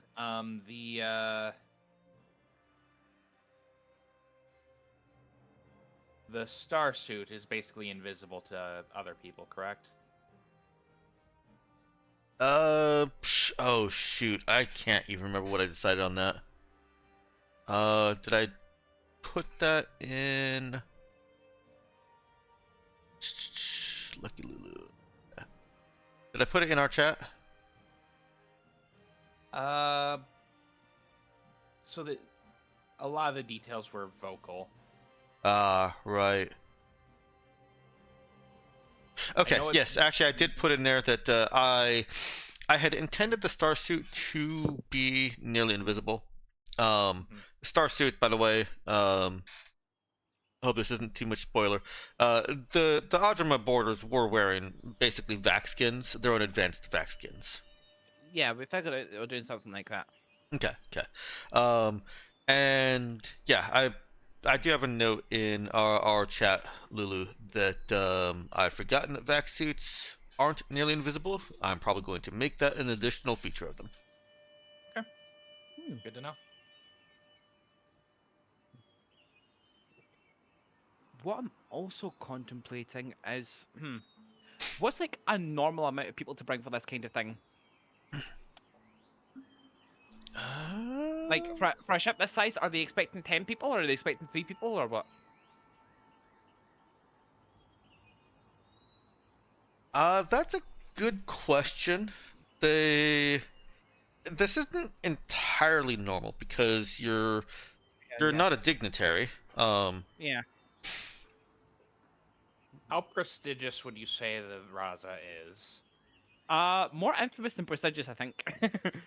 Is there a distinction? Yes, one has a lot less swords cautiously pointed at you. Well, here's the question: is there a distinction in terms of diplomatic weight? In raw numerical senses. So I guess the way you could see it is that you are being greeted as effectively as a warlord. Okay. I mean, not entirely wrong. Right, as the Raza as a warlord instead of as its own political entity. Okay. And so I do think that we're getting to the bounds of Virgilia's knowledge here. She did only get a 9. But I do think that a display of some measure of your power, of your force, is merited. But she might think that it would be better to have that in small numbers of elite as opposed to, like bringing 10 people. So you've got Percy and Libra, and that's a good start. If you brought more of your soldiery types, of your advanced soldiery types, that would probably be respected. Okay. You could also stand to bring 1 or 2 other people that aren't soldiers, but that's not going to be as respected. It won't be taken as, like bad. But yeah, it'd be it's probably best to bring another soldiery type. Yeah, I think Orion very much has the look of a soldier about him, I think. And you know who else I think has the look of a soldier about them, even if they are not necessarily a soldier, and would also be super useful to have along in a pinch just in case? The resident shapeshifter. Who? What? Shadow. Just in case, assuming she's down. Right. Kami Kira is also... Shit, we should ask Kami what she thinks of this. Oh, Kami hasn't been seen since you entered Snoop space. We've come here with 2 crew members from here, and they've both just vanished. Maybe that says something about how we should be treating these people. Actually, maybe it does. Maybe. I don't have access to Kami's bio, actually. Huh. Nope. But yeah, interesting. Yeah, I guess we haven't really done. I guess we don't really know about Kami's background, do we? I do still think that, given that the first time that we actually met her in person, she put a bunch of bullets into her previous employer, and just her general line of work, I think Shadow is like sufficiently menacing, and I hope things will not get to the point where we need a shapeshifter to go run interference or scout or whatever. But if we do, we'll be happier to have her than not. So the line of reasoning is logical. However, Shadow will need to be convinced. She does not want to be there. Fuck. It sounds like a kill box to her. A shapeshift. It's probably the case that a shapeshifter would be better outside the kill box, so she could move more freely anyway. Yeah, right, for the initial greeting. Okay.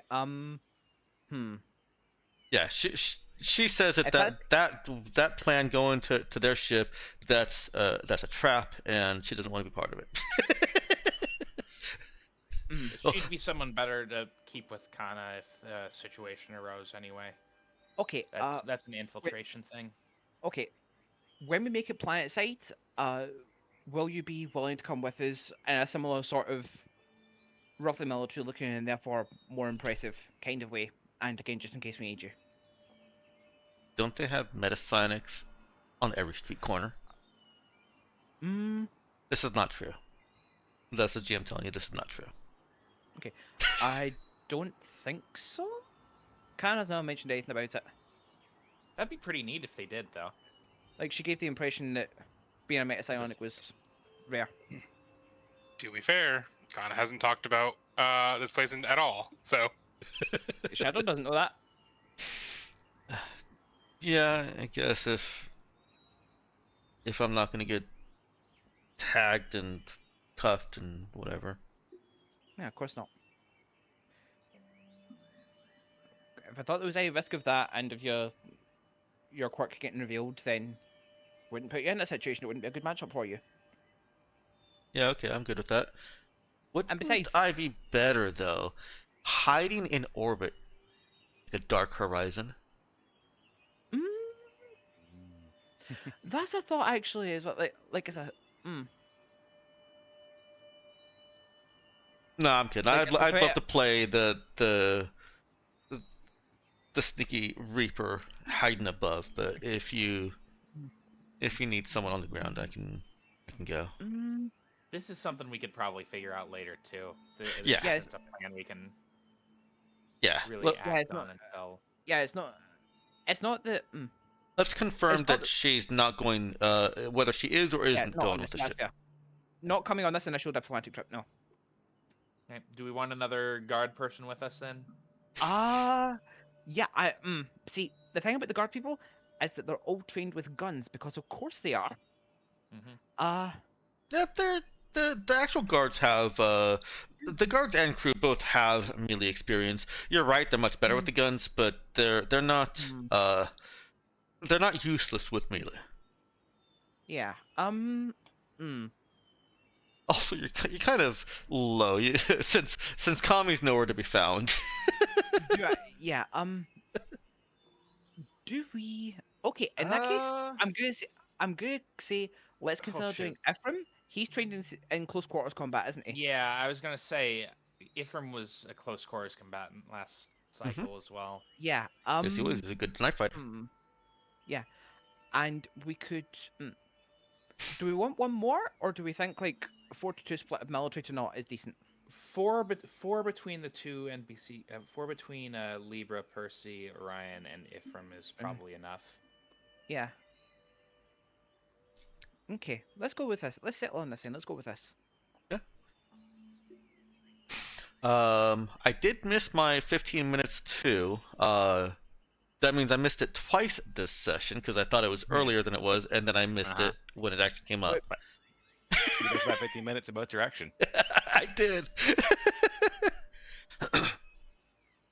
So we're you guys have. It sounds like as players you're agreeing that this is the crew that's going along and is going to proceed through their ceremonial little procession until you sit down in a room. Is that generally how it's going to go?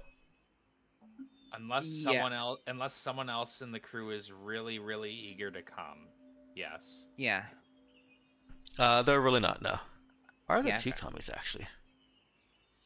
It's all just people here. It's all just like humans here, so us is not feeling to come. Okay. Well, there is indeed some ceremony to your arrival. you are given the respect of a guarded entry, meaning that there's guards nearby as you enter, and you're escorted to what appears to be a designated conference room, similar to how you have on the Raza. Actually, I forgot is a Shillong a cruiser? I believe Shillong is a cruiser. Yeah, so you're boarding another cruiser.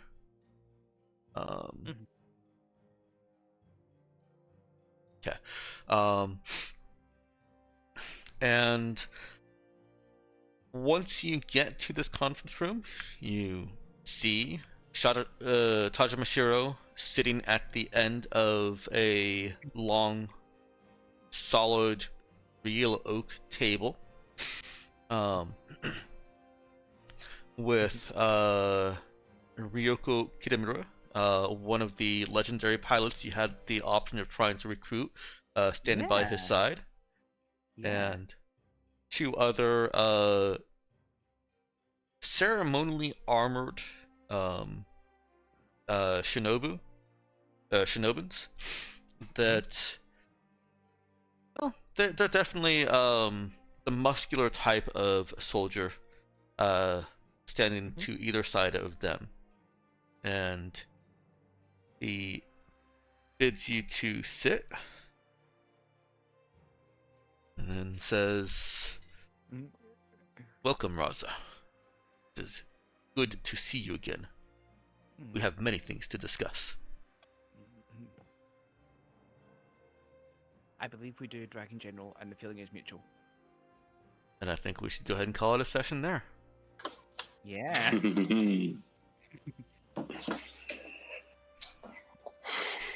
Go ahead and put up the stream review card.